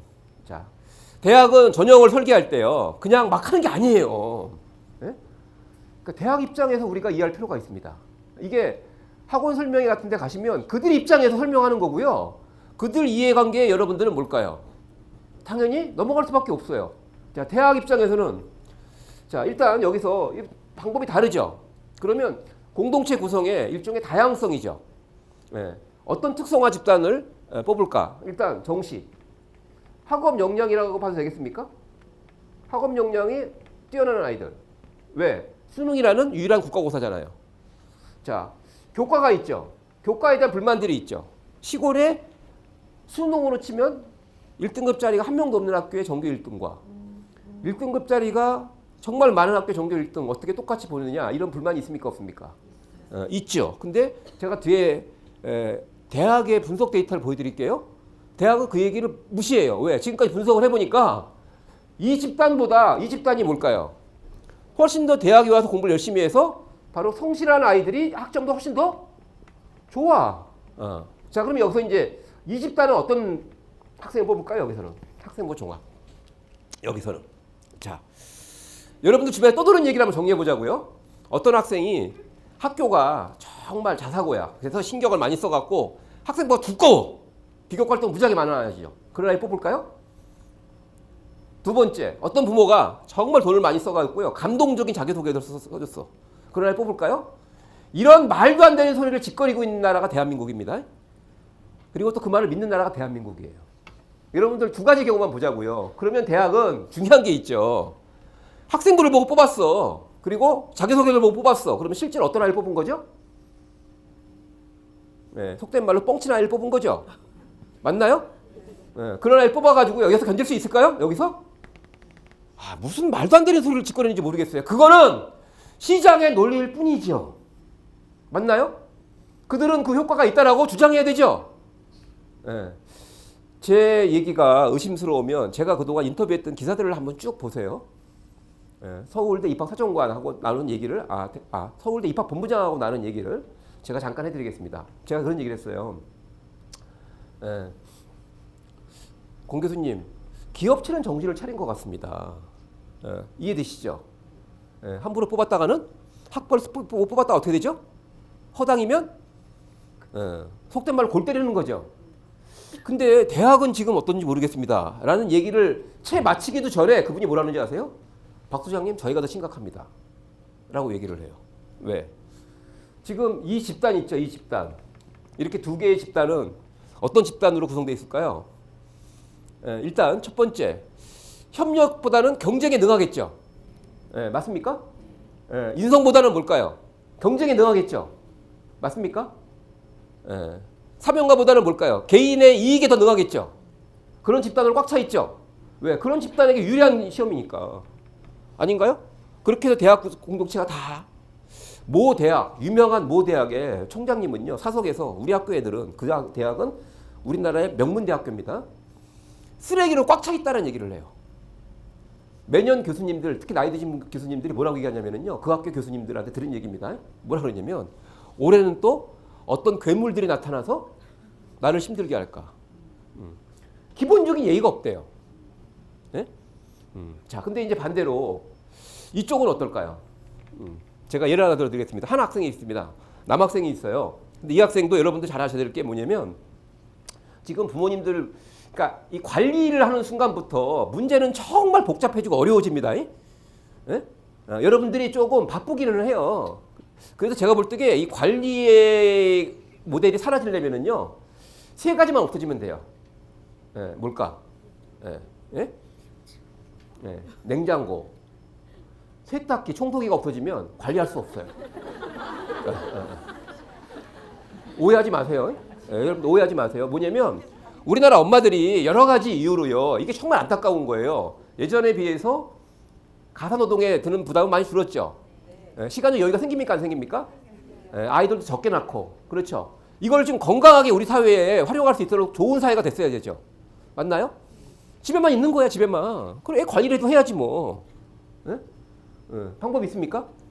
그렇게 이제 아이를 관리하기 시작합니다. 그 흔적들이 지금 이제 쭉 우리 사회 곳곳에 나타나고 있죠. 이해되시죠? 자, 근데 이제 이런 게 있어요. 어떤 친구가 이런 겁니다. 나는 가수가 될 거야. 꼭 실용음악과 보컬 전공으로 갈 거야. 이렇게 얘기합니다. 보컬 전공 경쟁률 최소 몇 대인지 아시죠? 최하 100대입니다. 근데 어떤 부모가 되게 지어놓아요. 왜? 아들, 열심히 한번 해봐. 왜? 우리 집안에서 걔가 노래 제일 잘하거든. 예. 열심히 해봐라고 확실하게 밀어줍니다. 그러면 금방 깨닫죠. 아, 이 세계에서 내가 먹고 살기 어렵구나라는 걸 금방 깨달아요. 현실과 직면하죠. 운동선수도 마찬가지입니다. 제가 말씀드리는 게 무슨 얘기냐면 관리를 하면서 얘를 야 그거 하지 말고 공부해 이렇게 되면 아이들이 그 말을 현실과 직면하지 못하죠. 그러니까 엄마의 관리로 해결할 수 있는 문제가 아닌 걸 관리로 해결하려고 하다 보니까 여러분들의 삶이 처절해지는 거거든요. 스스로 자기 무덤 파는 건데 자, 한 남학생이 있습니다. 이 친구도 운동선수가 되는 게 꿈이었어요. 그럴 수 있잖아요. 그죠? 왜? 동네에서 자기가 제일 잘하거든. 엄마가 열심히 한번 해봐. 그래서 조금 시야를 넓혀보니까 아 나는 선수로서의 경쟁력이 진짜 없구나 라는 걸 깨닫고요. 일찌감치 포기합니다. 체육교사가 될. 근데 이 친구가 대학 입시에 떨어졌어요. 그렇게 해서 재수를 준비하는데 잘 모르는 거죠. 이쪽은 안 되니까 이쪽으로 준비를 합니다. 근데 이 친구가 훌륭한 친구예요. 뭐냐? 고등학교 1학년 때 우연히 장애인 친구가 짝이 됐어요. 자기 몸처럼 돌본 거야. 자기 몸처럼. 진짜 훌륭한 아이입니다. 2학년 때 또 학교에다가 자기가 요청을 해갖고 또 짝이 된 거야. 3학년 때도 또 짝이야. 진짜 훌륭하죠. 그런 훌륭한 친구 대학에 필요할까 안 필요할까요? 필요하죠. 한양대 합격. 100% 합격이에요. 무슨 얘기냐면 여기서는요 어떤 친구를 뽑을지 몰라요. 한 명 한 명을 보는 거예요. 이렇게 한 명 한 명을 보고 이 아이가 예를 들면 이런 겁니다. 공부까지 지원했는데 성적이 별로 안 좋은데 보니까 얘가 C에는 꽂혀 있어. 그런 한 명 필요하죠. 아닌가요? 그런 아이를 뽑는 거예요. 그런 아이들. 예? 무슨 뭐 자기소개서를 잘 쓰고 무슨 뭐 그 말도 안 되는 소리를 짓거리고 또 그 말을 또 믿고 있는 국민 여론이 참 제가 볼 때 한심할 뿐입니다. 대학에 속아줄 수가 없죠. 입학 사정관들 이런 얘기 하거든요. 우리 집안에 자기 집안에 사위감 며느리감 들이시 뽑는다. 그 심정 이해되십니까? 자, 제가 조금 더 설명을 드려보고 대학은 그냥 막 뽑는 게 아니고요. 자, 일단 대학도 나름대로 고민을 합니다. 상위 10개 대학, 서울, 주요 사립대 10개 대학. 이 정도 대학이 마음에 드세요? 부족한가요? 서울대학 빠져서? 자, 나름대로 올해 3월 달에 모여서요. 데이터 분석을 해본 거죠. 제가 이 심포지엄 자료집의 내용을 간단하게 퀴즈 방식으로 요약해 드리겠습니다. 일단 학생부 종합전형은 특목고 자사고에 유리하다라는 사회적 인식이 있습니까? 없습니까? 있죠. 근데 빨리 넘어가 보겠습니다. 데이터를 분석해 보니까 여기서 중요한 게 특정 고등학교 유형이 있죠. 어떤 고등학교가 어떤 학생의 대학 입시 결과에 긍정적으로 작용하고 있다는 뚜렷한 증거는 잘 나오지 않아요. 그러니까 무슨 얘기냐? 여기서 이제 구분할 필요가 있습니다. 한번 따라해 보세요. 자, 학교 효과, 교사 효과, 학생 효과, 부모 효과, 사교육 효과. 5가지가 헷갈리시면 안 됩니다. 대학에서는요, 거기서 중요한 게 있어요. 자, 학생 효과가 99.9%라고 보시면 되죠. 어떤 아이가 좋은 학교를 다녔는데 좋은 교사한테 좋은 교육을 받았는데 이게 중요할까요? 이게 자체가 학생 효과로 나타나지 않을 수 있죠. 그렇죠? 자, 그래서 무리하게 고등학교 보내려고 하지 마세요. 특히 아직 아이 어린데 물론 지금 현재 거의 제가 볼 적에는 고등학교의 특권학교들은 거의 다 폐지될 전망입니다. 지금 과고와 영재고등학교가 남아있긴 한데 그 부분도 문제가 될 거예요. 숫자가 많이 늘면서 그게 정말 특별한 영예반을 위한 학교가 아니라 부모의 관리의 목표가 되고 있는 게 맞죠? 그러다 보니까 그 병폐를 정확히 읽어내면 분명히 거기에 대한 대처도 나올 겁니다. 굳이 무리하게 고등학교 보낼 이유는 없다라는 거고요. 두 번째, 학종은 서울 강남 지역에도 유리하다는 사회적 인식이 있죠. 그러니까 금수저 전형이라고 그러죠. 그렇죠? 데이터 분석을 해보니까 반대로 나오네요. 비수도권 출신 입학생 비율은 종합, 교과, 실기, 수능, 논술 순이고요. 수도권 출신은 논술, 수능, 실기, 교과, 종합 순이죠. 정반대죠. 이게 우리나라가 웃기는 거예요. 팩트가 존재하는데도 불구하고 뭘까요? 여론은 사회적 인식은 반대야. 자, 이건 어떻게 해석할 수 있냐면요. 앞에 말씀드린 공동체를 보세요. 시골 애들이 덜 관리받았죠. 조금 더 뭘까요? 대학 입장에서는 선호하는 학생일 가능성이 높죠. 저는 그렇게 해석을 합니다. 그리고 실제로 입학 사정관들도 그런 얘기를 해요. 그 속된 말로 서울 뺀질이들보다 걔들 뽑아서 가르치는 게 낫다라는 얘기를 하시더라고요. 자, 그 다음에 이제 중요한 게 이거예요. 대학 합격이 가장 높은 전형은 뭐냐면 학생부 교과로 들어온 친구들이 학점이 제일 높아. 교과, 종합, 논술, 수능. 수능이 뭘까? 지들이 수능을 보고 서울대 들어왔다고 학생부 교과로 들어온 지역균형 선발 학생들을 지균층이라고 이렇게 비하하는 그런 말들을 만들었는데 싸가지 없는 새끼들. 왜? 수능 집단이 뭐 오히려 더 학점이 낮아. 그리고 이거는요 모든 대학의 연구가 그렇게 나와요. 그래서 그 거센 여론들이 있잖아요. 학교 간 학력 차를 인정해야 되는 거 아니냐. 근데 대학은 우리나라 깜짝하지 않는 이유가 있죠. 보셨죠? 왜? 시골 학교지만 거기서 뭘까? 열심히 공부한 아이들은 다 똑같은 열심히 공부하는 태도를 가지고 학교에 왔을 때 거기서도 우수한 성적을 보이더라 이런 얘기죠. 자, 그다음에 이제 가장 대학이 기피하는 게 바로 이겁니다. 중도 탈락률. 이게 가장 중요한 거예요. 대학에서는 이것 때문에 지금 거의 몸살을 앓고 있습니다. 무슨 얘기냐? 아니 어렵게 학생을 뽑아놨어. 그럼 열심히 다녀갖고 뭘까요? 취업에 성공해야 되죠. 그래야지만 이제 대학이 뭘까요? 명맥을 유지할 수 있죠. 근데 다른 학교로 가려고 그래. 반수하거나 편입하거나 얼마나 얄미울까요? 그 생각 안 해보셨습니까? 그리고 뭘까? 휴학하고 복학을 안 해. 중도 탈락률. 이게 치명적인 뭘까요? 대학의 문제죠. 중도 탈락률을 분석해 보는 겁니다. 그랬더니 어떻게 나오죠? 수능 집단이 제일 높아. 학생부 교과, 종합, 논술, 실기 순으로 돼 있죠. 자, 정시를 줄이고 있죠. 정시가 그리고 학생부 교과 말고요. 학생부 종합을 늘리고 있습니다. 상위권 대학일수록. 그 맥락을 이제 보셨습니까? 왜? 수능으로 선발한 집단이 가장 안 좋아 상태가. 당연히 줄이는 거죠. 자, 그다음에 이제 제일 중요한 게 대학에서 가장 선호하는 학생은 당연히 취업률이겠죠. 취업률. 근데 취업률은 아직까지 통계를 내기에는 시간이 짧죠. 한 10년 정도 지나면 명확하게 나올 거예요. 근데 일단 숙명여대가 급하니까 왜? 어떤 전형에서 많이 뽑아야지만 대학도 살까 이런 고민을 할 수밖에 없는 거거든요. 근데 보니까 2010학년도, 11학년도, 12학년도 이렇게 쭉 보니까 입학 사정 관점이 제일 높죠. 맞나요? 자, 그럼 여기서 이제 제가 질문 한번 드려볼게요. 아주 간단한 상식입니다.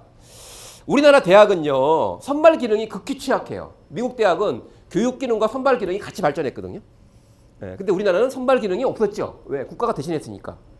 최근에 이제 선발 기능을 갖춥니다. 근데 아직도 많이 부족한 게 맞아요.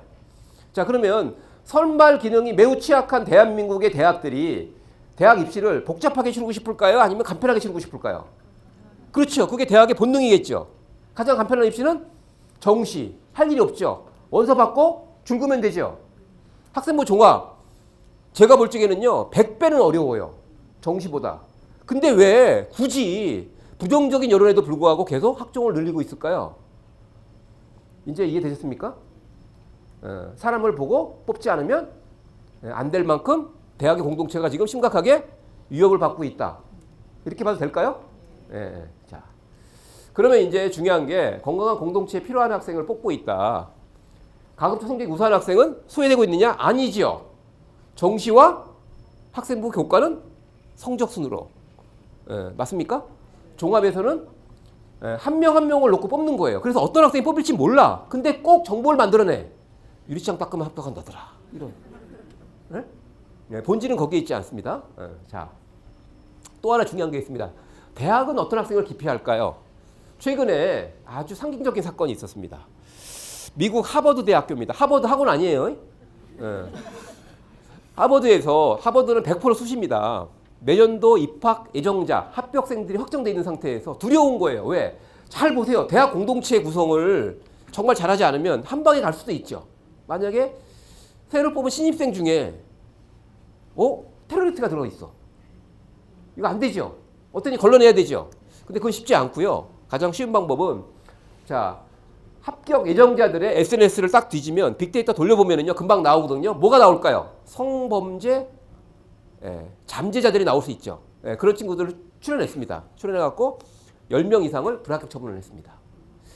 우리나라에서도 제가 볼 때 비슷한 일들이 벌어지고 있어요, 지금. 여러분들 같으면 안 그러겠습니까? 여러분들 입학 사정관이라면, 얘 공부 잘했어? 이럴까요? 정말로 한심한 나라가 대한민국인 것 같아요. 그런 면에서는 정말. 자기소개서 잘 써주면 믿음을 줄까요? 의심받을까요? 이제. 그렇죠. 정말 안타까운 게 돈 쓰고 오히려 의심받을 짓을 하고 있는 게 지금 우리나라 현실이에요. 예, 근데 그걸 모르고 있죠. 예.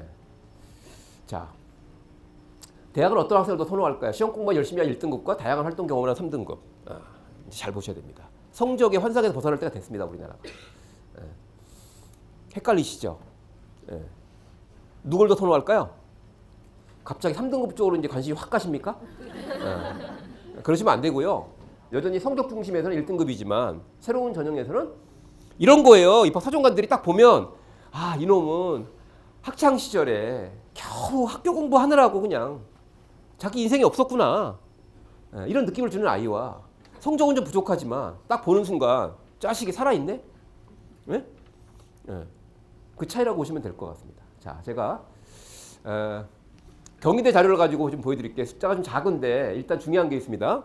입시에서 앞에 보여드린 것처럼 정시와 수시 교과는 컷오프라인이라는 게 있잖아요. 그죠? 합격선 위로 합격, 불합격이죠. 근데 여기는 평균이라는 말을 써요. 합격자 평균. 네오 르네상스 전형인데 이게 경희대학교 학생부 종합전형 이름이 네오 르네상스 전형입니다. 1단계 2017학년도 학생부 합격자 등급 분포를 보면 여기서는 평균이라는 말을 써요. 왜? 이게 이제 중요한 게요. 쭉 보니까 분포가 돼 있죠. 이게 학생부 종합전형이에요. 그러니까 성적은 중요한 기준이 아니고요. 여기서 이제 잘 들어보세요. 여러분들 특히 어머님들 여쭤볼게요. 종합평가라는 개념을 정확히 아셔야 돼요. 종합평가. 그걸 모르면 또 헷갈립니다. 그리고 또 당하게 돼 있어요. 자, 여쭤볼게요. 여기 계신 분들 결혼할 때요. 남편과 고를 때 키 몇 점, 몸무게 몇 점, 인간성 몇 점, 월급 몇 점으로 고른 분 계세요? 아니면 종합적인 느낌? 그죠? 그게 학생부 종합전형이에요. 그래서 실제로는 그 종합적인 느낌을 통해서 뽑는 겁니다. 뽑고 나서 통계를 내보니까 이렇게 학생부 교과 등급이 쭉 분포가 돼 있어요. 지금 우리나라의 가장 분포 빈도가 높은 학원은 내신학원이거든요. 그러니까 내신학원이 최근에 총공세를 펼쳐가지고요. 왜? 사교육시장 수요가 주니까. 총공세를 펼쳐가지고 학생부 종합에서도 학생부 교과가 정말 중요하다라는 얘기를 쭉 퍼뜨리기 시작했고 이게 대한민국을 설득하는 성공했어요. 그런 얘기 들어보셨죠? 중학교 자녀를 두신 분들 아닌가요? 못 들어보셨어요? 중학교 때부터 뭘까요? 학생부 교과 관리 철저히 해야 된다. 이런 얘기를 하고 있습니다. 자, 근데 이제 그거는 무슨 얘기냐면 뽑아놓고 나서 보니까 유리창이야, 유리창. 근데 그것도 보세요. 자, 여기 한번 볼까요? 경영학과. 요 경영학과입니다. 쭉 보니까 요런 애들 있죠, 요런 애들. 요런 애들이 아주 연구 대상입니다. 얘를 한번 볼까요? 얘 딱 보니까 몇 등급이죠, 올라가니까? 학생부 교과 7등급이에요. 근데 1단계 합격이야. 여러분들 7등급이면 공부를 포기한 아이라고 우리는 보통 생각하죠. 왜냐면 7, 8, 9등급의 차이가 뭔지 아세요? 찍은 거 다 맞으면 7등급, 다 틀리면 9등급이거든. 네? 근데 얘가 합격이야. 이건 이런 거죠. 여러분들 이렇게 생각해 보세요. 정말 종합평가라는 개념이 그런 거죠. 사정을 알아야 되거든요. 어떤 사람이 되게 가난하게 살아요. 근데 알고 보니까 이 사람이 거부였어. 근데 재산을 다 환원했어. 그 가난함은 뭘까요? 단순한 가난함이 아니죠. 그런 거랑 비슷한 거예요. 이 7등급이라는 숫자가. 다른 애들은 겨우 학창시절에 공부하기 바빴는데 얘는 보니까 이미 중학교 때 자기 아이템을 딱 정해서 사업을 시작한 아이지. 앞에 말씀드렸죠. 국문과. 성적 좋은 애들도 물론 많이 오겠지만 정말 시와 문학을 사랑하는 애 필요하겠죠. 그런 애랑 공부 안 하는 애들 있죠. 그런 애를 뽑는 거예요. 자, A대학, B대학, C대학 그러니까 현실감이 없죠. 연대, 고대, 한양대입니다. 자, 보시면 인문계열 지원자 중에 최고가 1.0이에요. 얘는 모든 게 다 1등급이죠. 근데 결과는 어떻죠? 자연대 1점 불합격이죠. 근데 4.5인데 합격이죠.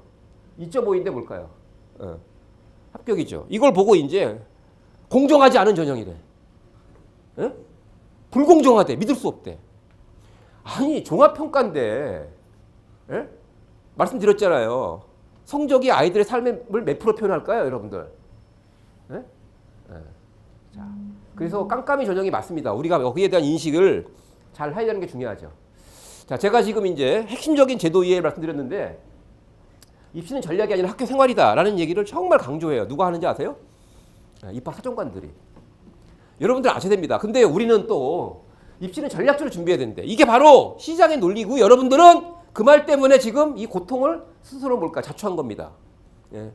하루 일상을 잘 살면은요 그 속에 누적된 삶의 모습이 잘 기록으로 남을 수 있도록 지금 학교 교육을 바꾸려고 하는 거고요. 그때 중요한 것이 바로 2015 개정교육과정이 제대로 시행되면 그렇게 될 거예요. 근데 우리는 이런 거죠. 결과를 뒤집는 게 유능한 부모야. 그리고 그 결과를 뒤집는데 도움을 주는 것이 유능한 사교육이죠. 그 냉정하게 따지면 사기 아닌가요? 자, 지금 현재 입시가 진행 중에 있습니다. 제가 여러 밴드나 이런 걸 통해서 예전에 비해서 거의 실시간으로 우리나라 부모들의 생각, 전문가들의 얘기를 실시간으로 확인하고 있어요. 전부 다 사기꾼들이야. 나쁜 새끼들. 결과를 뒤집어 주겠대. 근데 그게 가능할까요? 근데 마지막에 이제 절박하게 몰린 부모 입장에서는 돈을 내는 거지 뭐. 왜? 뒤집어 준다니까. 자, 먼저 꼭 아셔야 될 게 있습니다. 대학 수학능력 시험 정확히 아셔야 돼요. 이건 뭐냐? 대학 수학능력 시험은요. 제발 이 대학 수학능력 수능 시장조차도 정말 오염돼 있어요.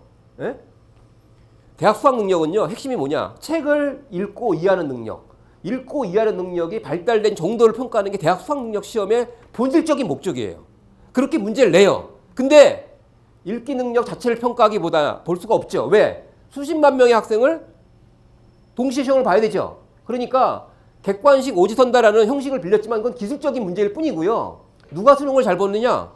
인강을 많이 들은 아이들, 소위 시장에서 파는 인강, 문제집, EBS 연계 이런 거 아니거든요. 읽고 이해하는 능력이 본질이에요. 예를 들면 이런 겁니다. 운동선수에게는 체력이라는 기본이 있죠. 맞나요? 체력이 있고 기본기가 있고 개인기가 있죠. 그죠? 그러면 이런 겁니다. 수능은요. 체력이 90%예요. 읽고 이해하는 능력. 따라서 수능 선행학습은 어떤 의미가 있을까요? 많이 읽으면 돼요. 그게 본질이에요. 문제 나중에 풀어도 돼요. 근데 중요한 게 있습니다. 시장에서 아이들은 지금 혹화당하고 있죠. 읽고 이해하는 능력이 부족한 애들이 뭘까요? 문제를 풀고 있어. 열심히 일할 생각하지 않고 뭘까요? 로또 당첨될 거를 준비하는 것과 제가 볼 때 하등 다르지 않습니다. 자, 그 다음에 이제 수시, 정시, 모집, 이원화. 이제 이거 분명히 보셨죠? 아까 제가 동그라미 원 보셨죠? 그거 딱 보시니까 세 가지를 다 준비하는 건 미친 짓이죠? 맞나요? 지금 다 그렇게 준비하고 있어요. 눈물 납니다. 애들은 얼마나 고생하는지 아세요? 근데 나중에 고등학교 3학년 2학기 때 원서 쓸 때가 되면은요, 판단이 되거든요. 자, 수시, 정시, 모집, 이원화는요, 사교육 업자들이 시장의 논리에 충실해서 하는 것처럼 수시도 하고 정시도 해라. 기회를 여러 번 준 게 아닙니다. 뭐냐? 한 줄 세우기의 병폐를 완화시키기 위해서 나름대로 자신에게 유리한, 거기서 가장 큰 차이는 이런 거죠. 정시와 수시 교과는 잘 보세요. 단점을 극복해야지만 성공할 수 있죠. 못하는 과목에 성적을 올려야 되죠. 맞나요? 하지만 학종은 뭘까요? 굳이 그럴 이유가 없어. 정말 자기가 열심히 열정을 쏟아붓고 싶은 걸 찾아내면 그걸로 승부를 볼 수 있죠. 그렇게 특성화시킨 거예요. 근데 이걸 다 준비하래. 나쁜 새끼들. 그런 놈들 데려다가 시켜야 돼요. 수시 정시 한번 다 해보라고.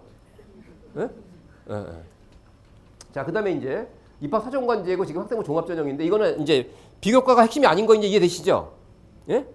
이런 거예요. 성적 말고 이 사람과 뭔가 사람을 보고 싶은 거. 자, 일단 서류 심사는 뭐냐? 서류 심사는 누가 두꺼우냐? 누가 자소서가 좋냐? 이게 아니라 잘 보세요. 만나보고 싶은 사람을 고르는 거다. 이해되십니까? 입학사정관제 본질은 뭐냐? 그동안 사람을 볼 수가 없었죠. 사람을 볼 필요가 있다라는 거고요. 그 다음에 그러면 서류 심사는 만나보고 싶은 사람을 고르는 거예요. 자, 그러면 어떤 사람을 만나고 싶을지. 자, 그 다음에 두 번째, 만났는데 관상을 볼 수는 없죠. 그죠? 대화를 나눠봐야 되죠. 그때 대화의 소재가 뭐다? 비교과 활동이다. 근데 어떤 친구가 비교과 활동이 없어. 근데 교과 활동만으로도 이미 훌륭하게 입증이 돼. 걔는 무조건 뽑는 거죠. 아시겠죠? 비교과가 본질이 아닌 거죠. 자, 2015 개정교육과정 잠깐 좀 설명을 드릴게요. 이게 뭐냐면 이런 얘기가 나와요. 교수학습 방법, 평가 방법을 개선해서 핵심 역량 함양 교육을 한다. 학생 참여 중심으로 교수학습법을 개선하고 과정 중심 평가를 확대한다. 이런 얘기들 들으시면 많은 분들이 그냥 뭐 그런가 보다 이렇게 넘기시는데 이 말은 어떤 의미가 있는 걸까요? 바로 우등생이 달라진다 이렇게 이해하시는 게 맞아요. 우등생이. 공부 잘하는 학생이 예전에는 수업 열심히 듣고 필기 잘하고 문제 열심히 푸는 아이였다면 앞으로는 그런 아이들은 공부를 잘할 가능성이 별로 없다라는 거죠. 예. 자, 이게 이제 2015 개정교육과정이 추구하는 역량 중심 목표 6가지입니다. 자기관리, 지식정보 처리, 창의적, 심미적, 의사소통, 공동체 역량. 이런 걸 애들이 길러야 되죠. 그죠? 저것도 길러주는 학원에 보내실 건가요? 네, 중요한 게요. 이게 정상적으로 가능해요. 바로 여기 계신 분들이 더 이상 아이를 관리하려고 하지 말고요. 네? 학교 교육을 통해서 정상적으로 이런 교육을 받을 수 있도록 여러분들이 요구해야 되죠. 요구. 네? 이게 일상적으로 이루어질 그런 교육 활동이라고 볼 수 있습니다. 네. 자, 기존 교육과정은 교사가 설명하면 교과서 내용을 가지고 진도를 나가면 되지만 지금은 학생의 참여 활동이 중심이고 지적 호기심과 사고력을 바탕으로 한다. 그래서 교사의 역할이 일단 개념 설명과 활동을 안내하면 아이들이 활동을 해요. 토의, 토론, 조사, 발표, 프로젝트, 실험, 실습 등. 그러고 나서 그 과정을 교사들이 평가하는 겁니다. 이게 본질인데 여기서 이제 중요한 게요. 여러분들 한번 생각해 보세요. 하루 몇 시간에 보는 수능이 정말 정확할까요? 아니면 최소한 이 학생은 한 학기나 1년 정도 직접 지도한 교사의 판단이 정확할까요? 네? 네. 거기에 대해서 우리 사회는 지금 정말 안타깝습니다. 교사가 평가할 수 있는 교사의 평가권을 인정해 줘야 돼요. 네? 네. 이게 우리 교육에 매우 중요한 거거든요. 네. 그러면 아이들 학원 안 가겠죠? 갈 이유도 없죠? 여러분들도 보낼 이유가 없죠? 근데 문제는 못 믿겠대. 네. 못 믿겠다라고 얘기하는 사람들의 의도가 있는 겁니다. 여러분들. 그런 여론에 동조하시면 안 돼요. 그들은 결국 뭘까요? 못 믿겠다는 이유로 뭘 또 신뢰할 수밖에 없다라고 주장하죠? 네. 공정한 객관식 시험. 그러면 그들은 결국 그 시장에서의 논리로 먹고 살겠다는 얘기예요. 이거 빨리 간파하셔야 됩니다. 자, 이 얘기는 뭐냐면 어떤 의미냐면 무슨 얘기일까요? 평소에 공부하는 방법이 달라져야 되죠. 예, 아이가 공부를 열심히 합니다. 여러 가지 관심을 보여요. 근데 이전까지 여러분들 관리를 하셨어야 되죠. 아이의 관심은 오로지 국영수였어야 됩니다. 시험 기간에 아이의 관심은 시험범위였어야 되죠. 예, 지금부터 그러시면 안 돼요. 아이의 관심은 무엇이든 상관없습니다. 게임이든 뭐든 아무 상관이 없어요. 관심에 관심을 갖고 아이 관심에 불을 붙이면 여러분들 앞으로 모든 게 다 해결되는 사회가 이미 됐다고 보시면 됩니다. 자, 수행평가 기본 뭐 이런 것들인데 이거 수행평가도요. 제발 부모님들 도와주지 마세요. 에? 수행평가 예를 들면 이런 거예요. 딱 보면 나와요 그냥. 아, 이거 엄마가 도와줘서 애가 성적을 잘 받았구나. 그게 예를 들면 대학 입시에서 결정적인 플러스 요인, 마이너스 요인? 마이너스 요인을 작용한다는 거 아셔야죠. 자, 도입 시기는 여러분들 상식적으로 알고 계시죠? 나중에 좀 더 확인해 보시고요. 자, 그 다음에 이제 진로 걱정 잠깐 좀 덜어드리겠습니다. 제대로 먹고 살 수 있을까? 먹고 살 수 있으면 되죠? 그죠? 저러다가 리아가 끌면은 중요한 게 있습니다. 정말 중요한 게 뭘까? 꼭 챙겨보시기 바랍니다. 자, 일단 삼성 얘기 잠깐 해드릴게요. 기업체 입장을 아셔야 됩니다. 삼성에 고민이 있을까요? 없을까요? 삼성의 인사 채용에 고민이 있을까요? 없을까요? 무슨 고민이 있는지 아세요? 너무 속이려고 들은 거야. 이해되시죠? 삼성에 너무 들어가고 싶으니까 들어와서 제대로 못할 놈인데 들어가고 싶으니까 별짓을 다 해서 뭘까요? 삼성을 속이려고 하는 거고요. 삼성은 그래서 고민이 정말 깊죠. 안 속으려고.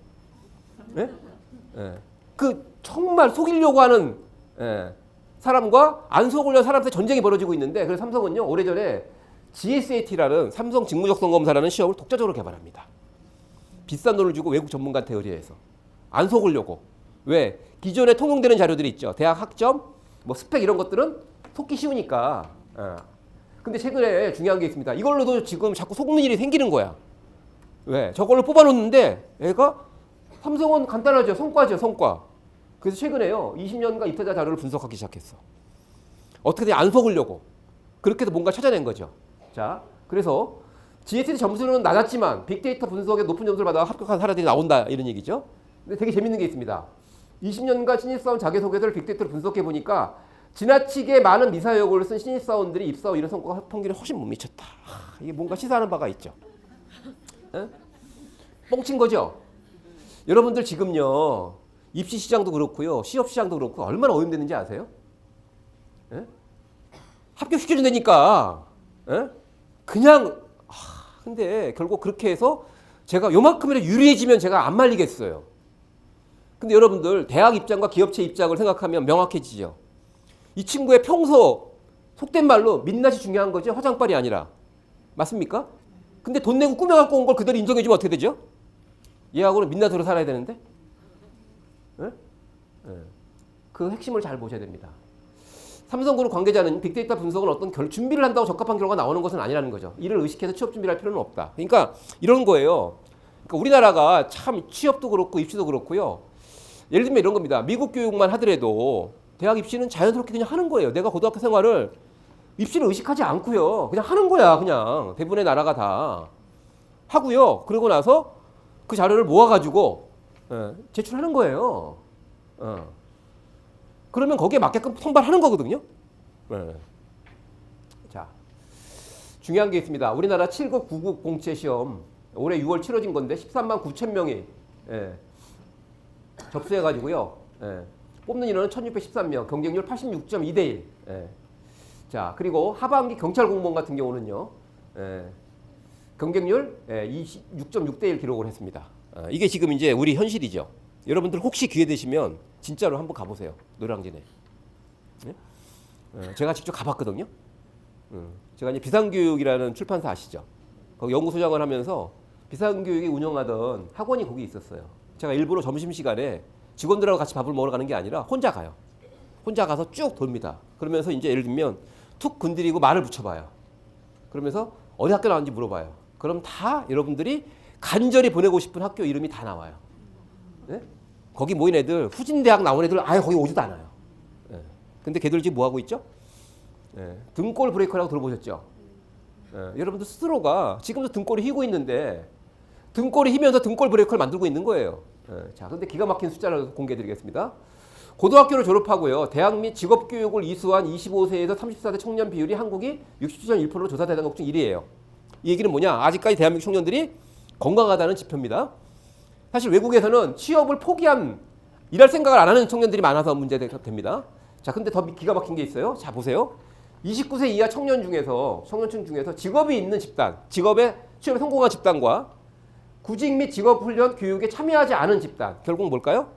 제가 볼 적에는 포기한 집단이죠. 포기한 집단 사이에 직무 역량 차이는 몇 프로다? 1% 이하야. 네, OECD가 가장 낮아. 이걸 도대체 뭐로 설명할 수 있을까요? 제가 앞에 말씀드렸죠. 애들이 할 줄 아는 게 뭐다?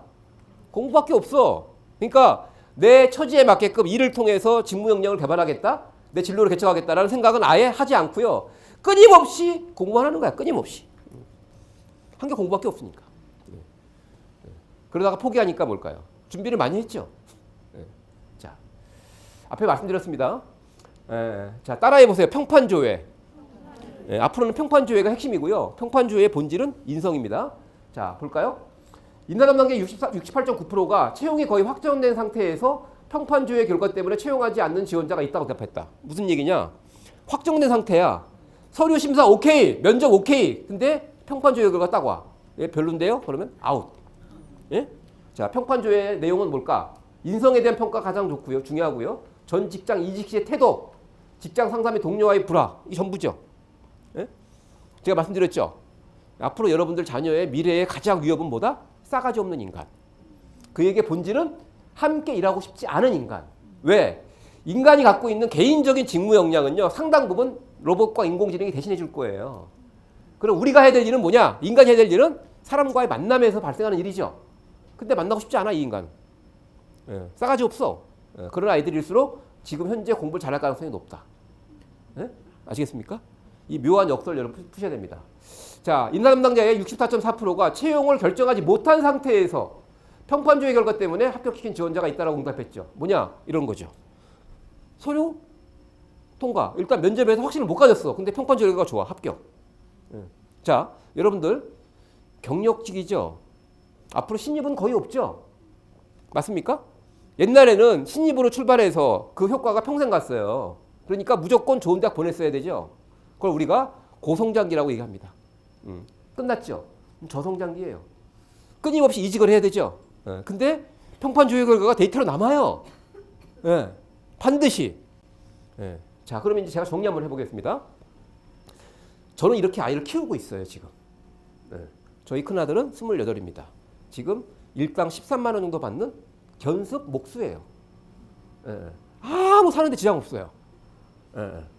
단지 한 가지 학벌에 대한 집착을 제가 버리면 됐죠. 예. 공부하라는 뭘까요? 공부시키면 욕심을 버리면 됐어요. 예. 자, 정리해 보겠습니다. 지금 이미 우리나라 부모님들은요. 자, 첫 번째 이제 경우를 보겠습니다. 무리해서 대학 보낼 이유가 없다. 예. 무리해서 이 서열화된 대학들이 있죠. 예. 거기서 조금이라도 좋은 대학? 이거 제가 볼 때 구질서거든요. 무너진 질서인데 우리의 의식에 잔재로 남아있을 뿐이죠. 왜? 스카이가 뭘 보장해 줍니까? 서울대 학생들이 모인 커뮤니티에서 5년 전인, 한 7년 전인가요? 어떤 학생이 나 정말 서울대라는 허울을 벗어버리고 현실적으로 구급공무원 준비를 시작하려고 한다라는 글을 올렸다가 몰멸 맞아요. 네? 네. 쪽팔리니까 어디가 그런 얘기 하지 마라. 나의 자부심 너 때문에 지금 엉망이 됐다. 근데요, 그 글이, 그런 비슷한 글이 작년에 올라왔어요. 어떻게 댓글이 바뀌었는지 아세요? 너의 용기에 감동했다. 네? 네. 이 구질서가 남아있는데 여러분들 의식 속에 남아있는 구질서를 어떻게 하면 여러분들이 깨끗하게 씻어내느냐가 정말 중요합니다. 그거 없애버려야 되거든요. 자, 그러면 이제 무리해서 좋은 고등학교, 좋은 대학 보낼 이유 없다. 아이가 관심을 가지고요. 뭔가 열심히 해보고 싶은 쪽으로 선택을 해라. 자, 대학 진학도 마찬가지입니다. 그러면 경쟁 없어요. 관심을 쫓아가는 건 경쟁이 없죠. 관리는 뭘까요? 남보다 잘하도록 하는 거니까 끊임없이 경쟁을 해야 되죠. 관심을 쫓아갑니다. 그렇게 해서 예를 들면 폭넓게 전공을 선택해서 갔습니다. 그리고 직업도 마찬가지예요. 연봉 이런 거 따지지 말고요. 일단 중소기업까지를 포함해서 관심 분야에서 일할 수 있는 기회를 찾아요. 취업 경쟁 없습니다. 꼭 남보다 좋은 직장 가려고 하니까 몰리는 거죠. 자, 그렇게 해서 이제 이 친구가 기업에 들어갔어. 그랬더니 정말 형편없는 거지. 월급이 100만 원도 안 줘. 혹사시켜요. 근데 중요한 게 있습니다. 그럼에도 불구하고 좋은 회사를 만들기 위해서 노력합니다. 말 그대로 훌륭한 직원으로서 열심히 노력해요. 그렇게 해서 회사를 성공시키려고 최선을 다합니다. 몇 년 고생을 했어. 근데 월급이 안 올라. 이직하면 되죠. 그런 친구들 이직할 때 아무 문제 없습니다. 그렇게 해서 2번 정도, 3번 정도 이직을 하면은요, 한 30대 후반이 될 거예요. 그렇게 해서 40대를 맞는 A라는 학생이 있습니다. 자, 두 번째, 악착같이 지금부터 노력하는 거지. 좀 더 좋은 대학 가려고. 아, 성공했어. 명문대 들어갔어. 또 거기서 대기업 들어가려고 노력했어. 성공했어. 근데 중요한 게 있습니다. 우리나라 100대 기업의 평균 근속연수가 얼마인지 아세요? 우리나라 100대 기업 평균 근속연수 10년 조금 더 됩니다. 그렇게 해서 들어갔더니 40대를 딱 맞이했어. 그랬더니 나와야 돼. 여러분들 판단 잘 하셔야 돼요. 판단 잘해야 됩니다. 여러분들이 그렇게 많은 걸 희생하면서 지금까지 오셨는데 그럴 이유가 하등에 없다. 돈 좀 많이 절약하시고요. 대신 아이와 행복도 좀 충분히 누릴 수 있거든요. 자, 이거 넘어가겠습니다. 제가 볼 때 아이들 미래에 가장 위협적인 것은요, 2가지입니다. 싸가지 없는 인간이 되는 것. 결국 주변 사람으로부터 함께 일하고 싶지 않은 인간을 낙인 찍히는 것과 두 번째, 고생이 두려운 인간.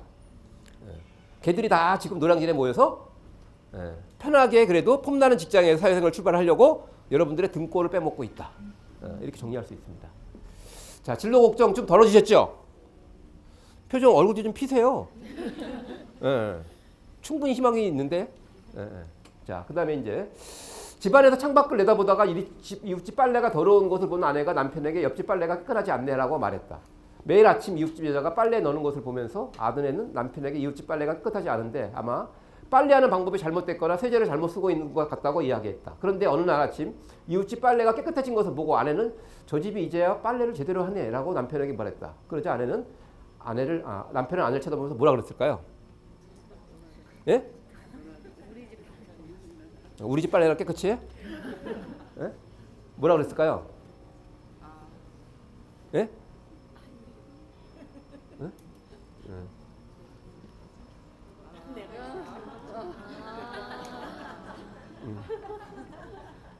자, 우리나라의 진정한 부모 교육은요, 여러분들의 아이를 잘 키우고 싶은 욕심을 부추겨서 조금 더 관리하고 싶은 욕망을 부추겨서 여러분들에게 뭐랄까요, 진통제 같은 효과를 주는 그런 부모 교육들이 지금 너무 많아졌습니다. 그러다 보니까 제가 오늘 좀 세게 얘기했어요. 저래도 정직한 얘기를 좀 하자.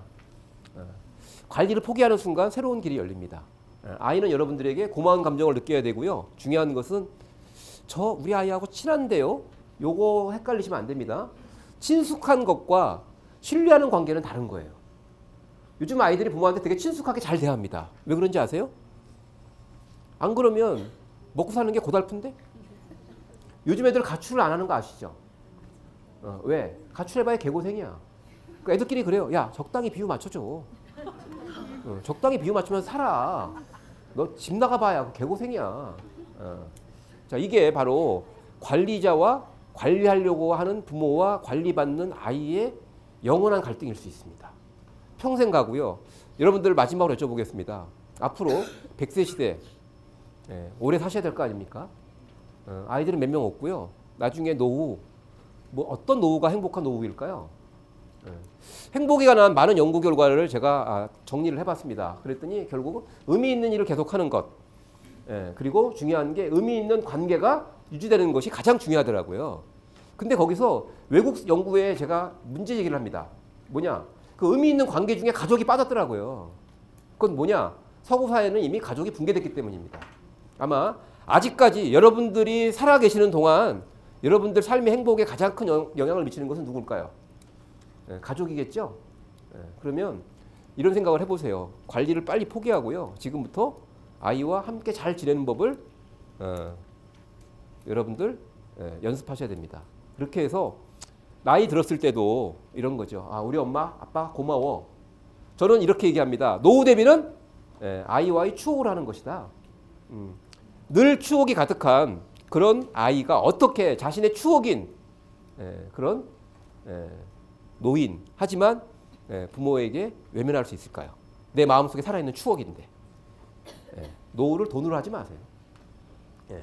자, 마지막으로 제가 여러분들 앞으로 혹시 불안하거나 걱정이 많아지실 때 좀 등대 같은 역할을 할 수 있는 밴드를 하나 소개해 드리겠습니다. 여러분들 네이버 밴드 한번 지금 검색해 보시겠습니까? 네이버 밴드 검색하시면 학부모 대변인이라고 나와요. 대변인이라는 밴드를 한번 검색해 보세요. 학부모 대변인. 자, 이것도 제가 제일 만들어 놨는데 짝퉁을 또 금방 만들어서 몇 가지가 뜰 겁니다.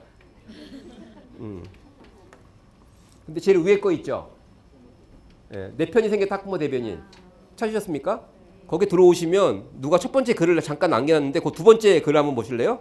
현장 이야기 인천 남구청 이렇게 돼 있죠? 제가 여러분들을 초대하는 글을 남겨놨습니다.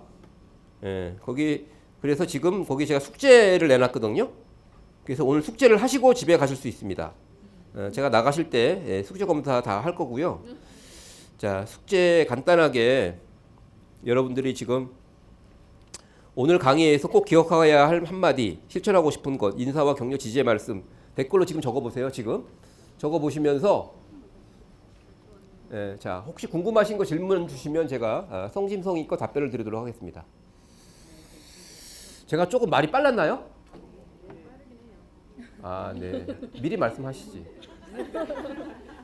그러니까 이게 선택의 문제인 것 같아요. 내용을 좀 줄이면서 천천히 좀 갈까 아니면 그래도 이렇게 하나 진로까지 제가 가려고 무지하게 노력한 거거든요. 네. 혹시 궁금하신 거 질문 없어요? 자, 그러면 제가 조금 더 욕심을 부려서 여기까지 가볼게요. 자, 현실적인 거 잠깐 정리해드리고 마무리하겠습니다. 자, 보세요. 지금 학교생활기록부가 매우 중요해집니다. 그러니까 이런 거예요. 선생님들이 매일매일 아이들을 지도하면서 관찰한 것들을 학생부에 기록하게 되어 있는데 그때 일단 중요한 게 뭐냐면 이게 이제 올해부터 적용되는 학생부 관리 지침입니다. 독서활동도 제목과 저자만 기록하게 되어 있어요. 그러니까 무슨 얘기냐면 일단 맥락을 이해하셔야 됩니다. 사교육이 개입할 여지는 거의 없어질 거다. 그래서 추천서는 사라질 가능성이 높고요. 자기소개도 없어질 가능성이 높아요.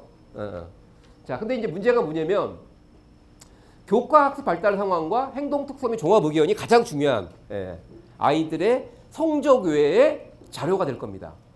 요거 누가 기록하죠? 요 두 가지는 선생님이 기록하고요. 여러분들 학생부 신뢰하셔도 돼요.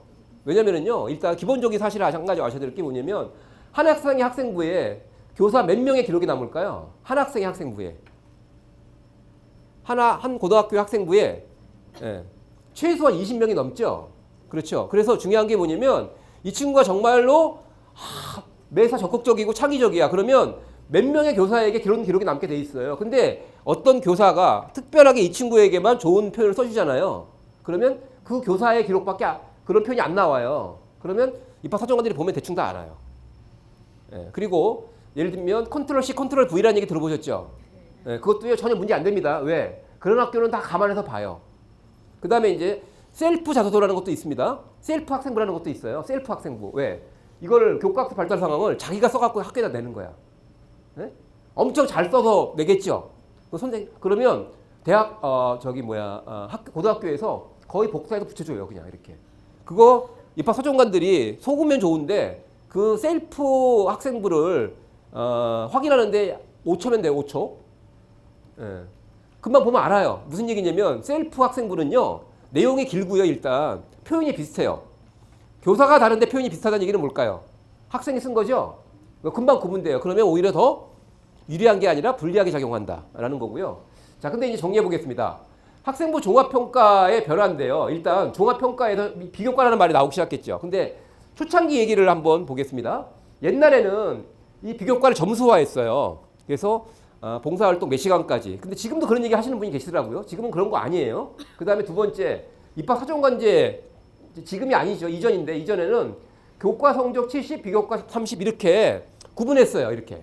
왜냐하면 종합평가에 대한 자신감이 없으니까 교과 70, 비교과 30에서 합산해서 합격자를 결정했습니다. 근데 지금은 그렇지 않아요. 잘 보세요. 지금은 교과 성적은 성적대로 내려옵니다. 근데 이 성적의 내용이 달라지는 거죠.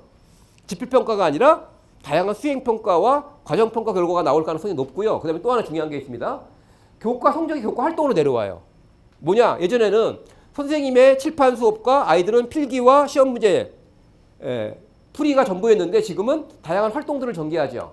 그러면 수업 시간에 진행되는 게 교과 활동이고요. 근데 어떤 아이가 좀 더 적극적으로 교과 활동을 했어. 그렇게 해서 자 역사 시간에 배운 이순신 동아리를 만들었어. 이 친구가. 그러면 그게 뭘까요? 그게 또 비교과 활동이 교과 활동으로 내려오는 겁니다. 이해되시죠? 네? 네. 자 그러면 나머지가 이제 뭐가 있죠? 비교과 활동이 교과 외 활동이에요. 의대 교수가 뭐라고 그러는지 아세요? 요새 의대 그 학생부 종합전형으로 지원하는 학생들 보면 웃긴대요. 똑같대요. 동아리도 똑같고 왜 컨설팅 받아가지고. 의대 간다 그래서 의학 동아리 아니고요. 어떤 아이가 축구를 좋아하면 축구하는 겁니다. 그게 더 정상적으로 보이고요. 긍정적으로 평가받아요. 자 교과외 활동은 뭐다? 말 그대로 교과외 활동일 뿐인 겁니다. 저것까지도 무슨 컨설팅 받아가지고. 자 그다음에 또 하나 이제 주의해야 될 게 있습니다. 여러분들 진로 문제 있지 않습니까? 전공 적합성. 최근에 사설기관에서는 가급적 빨리 진로를 정해라. 고등학교 들어가기 전에. 그렇게 해서 그 진로에 맞게끔 비교과를 관리해야 된다라고 얘기하는데 대학에서 웃습니다. 그거 결정적으로 떨어집니다.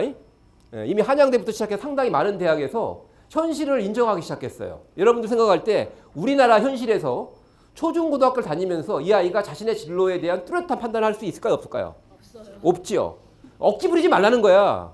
그래서 이런 겁니다. 어떤 전공을 하더라도 이 친구가 잘할 수 있는 정도의 적응력이 있으면 뽑아준다. 이해되시죠? 그리고 나는 아직까지 진로를 결정하지 못했고 하지만 대학 가서 열심히 고민해서 내 길을 찾아보겠다라는 얘기가 오히려 뭘까요? 더 신뢰를 줄 수 있다. 그러니까 자꾸 이 시장의 논리에 따라서 억지로 가면 안 되는 거죠. 자, 정리해 보겠습니다. 요 곱하기와 더하기 아시겠죠? 요거는 굳이 연관성이 없어도 된다. 그리고 우리 아이가 교과 활동을 별로 안 좋아해. 그러면 시험 공부 열심히 하면 돼요. 그러면 정시가 남아있을 거거든요. 그렇게 하면 되는 거죠. 자, 정리해 보겠습니다. 문제는 관심으로부터 출발해야 됩니다. 이 관심을 관리하는 것은 불가능하다. 관심을 관리하는 순간부터 아이의 자발성이 사라지죠. 그러면 여러분들이 아이의 자발성을 여러분들의 관리력으로 대체하려면 어떤 일이 생기는지 아시죠? 여러분들이 지금 겪고 있는 일이에요. 스스로 알아서 하는 건 하나도 없죠. 안 시킨 것만 알아서 하죠. 하지 말라는 것만. 그게 바로 관리받는 자가 살아가는 전략이에요. 왜? 관리가 느슨할 때는 뭘까요? 그런 즐거움을 느껴야 되거든. 자, 이거는 이제 다양한 활동들로 펼쳐나가야 됩니다. 자, 여기서 이제 이렇게 정리할 수 있어요. 이 활동을 좀 멋진 말로 프로젝트라고 한번 가정을 해보자고요. 기업체가 필요한 인재상, 프로젝트 수행 능력이 있는 사람. 대학에서 필요로 하는 인재상, 프로젝트 수행 능력이 있는 사람. 고등학교 2015 개정교육과에 추구하는 인재상, 프로젝트 수행 능력이 있는 학생. 공통적인 맥락이죠. 근데 중요한 게 있습니다. 자신의 관심에 기반하는 활동에 소극적인 아이를 저는 본 적이 없어요. 많은 친구들이 공부에 소극적입니다. 또 많은 부모님들이 아이 공부가 소극적인 거에 대한 걱정들이 많으시죠. 중요한 것은 자기 주도성이 없는, 자기 관심이 아닌 걸 하는데 어떻게 적극적일 수 있을까요? 본질이 뭔지 아시겠죠? 자, 이걸 이제 이 활동을 할 때 중요한 게 이걸 비밀리 하면 안 되죠? 지금부터 연습해야 됩니다. 초등학교, 중학생들도. 어디서 하죠, 활동을? 수업 시간에. 누구랑? 선생님과 친구들과. 이게 핵심이에요. 그렇게 해서 그 결과물들이 잘 정리가 돼서 발전해 나갔다. 자, 예를 들어 보겠습니다. 어떤 학생이 이순신에 꽂혔어요. 고등학교 1학년 때. 그래서 친구들을 모아가지고 선생님한테 자문을 구해가지고 여름방학 때 이순신 관련 유적지 답사를 쫙 다녀오면서 사진도 찍고 막 한 거야. 그러고 나서 갑자기 아이디어가 떠올랐어. 야, 우리 동아리 하나 만들어갖고 가을 축제 때 이순신전을 하자. 그렇게 해서 이제 이순신전을 딱 했어요. 1학년 2학기 때. 근데 동아리 활동을 열심히 했는데 보러 온 애들이 한 명도 없는 거야. 다 아이돌 댄스 파티에 가서 애들이다. 그래서 좌절을 한 이제 동아리가 해산이 됐어요. 자율 동아리가 해산됐어. 근데 겨울방학 때 이 친구가 꿈속에서 계속 이순신이 나타나는 거야. 우리나라 청년들이요, 제발 나를 좀. 그래서 이 친구가 또 고민을 하다가 정말 하고 싶은 이순신전을 다시 한번 준비를 한 거예요. 그래서 이제 1학년 2학기에 페인을 분석합니다. 너무 지나치게 재미가 없었다. 재미 요소를 개입하고요. 그 다음에 학교하고도 얘기를 해서 너무 전시 공간이 외진이니까 좀 좋은데, 왔다 갔다 하기 좋은데, 뭐 이렇게 해갖고 이제 2학년 1학기 봄 축제에 또 이순신전을 합니다. 그런 기록이 벌써 이 친구는 뭘까요? 쭉 관심으로 출발해서 발전시킨 게 3학기에 걸쳐서 나타나죠. 1학년 1학기, 2학기, 2학년 1학기. 이런 게 학생부에 보일까요? 안 보일까요? 보입니다. 관리해주는, 엄마가 관리한 건 안 보여요. 학교 밖에서 관리한 거기 때문에. 아시겠죠? 학교 안에서 활동한 건 반드시 보이게 돼 있어요. 보이는데 그런 게 만약에 몇 개가 딱 보이잖아요. 한두 개라도 보이면 여러분들이 제일 좋아하는 대학들 있죠. 거기서 다 업어갑니다. 업어간다라는 표현이 무슨 말인지 아세요? 그런 아이들이 많다 적다? 정말 드물어가지고요. 그런 아이들 딱 보는 순간 입학 서점관들이 뭐라는지 아세요? 비나이다, 비나이다, 비나이다. 제발 다른 대학에서 떨어지기 바랍니다. 제발 비나이다, 비나이다. 그런 아이들은 지금 현재 보물입니다. 보물. 그리고 그런 아이랑 함께 살아가는 여러분의 삶도 보물이 될 거예요. 더 이상 관리를 하지 마시고요. 아이와 진정 보호자 되세요. 보호자. 저는 이제 협력하는 사람, 파트너, 동반자 이런 말을 참 좋아합니다. 앞으로 여러분들 관리가 아닌 새로운 길로 가시는 초입에 오늘 굳건히 첫 발을 디뎠을 거라고 생각을 해도 되겠죠? 그렇게 믿어도 되겠죠? 또 기회가 되면 뵙겠습니다. 마치겠습니다.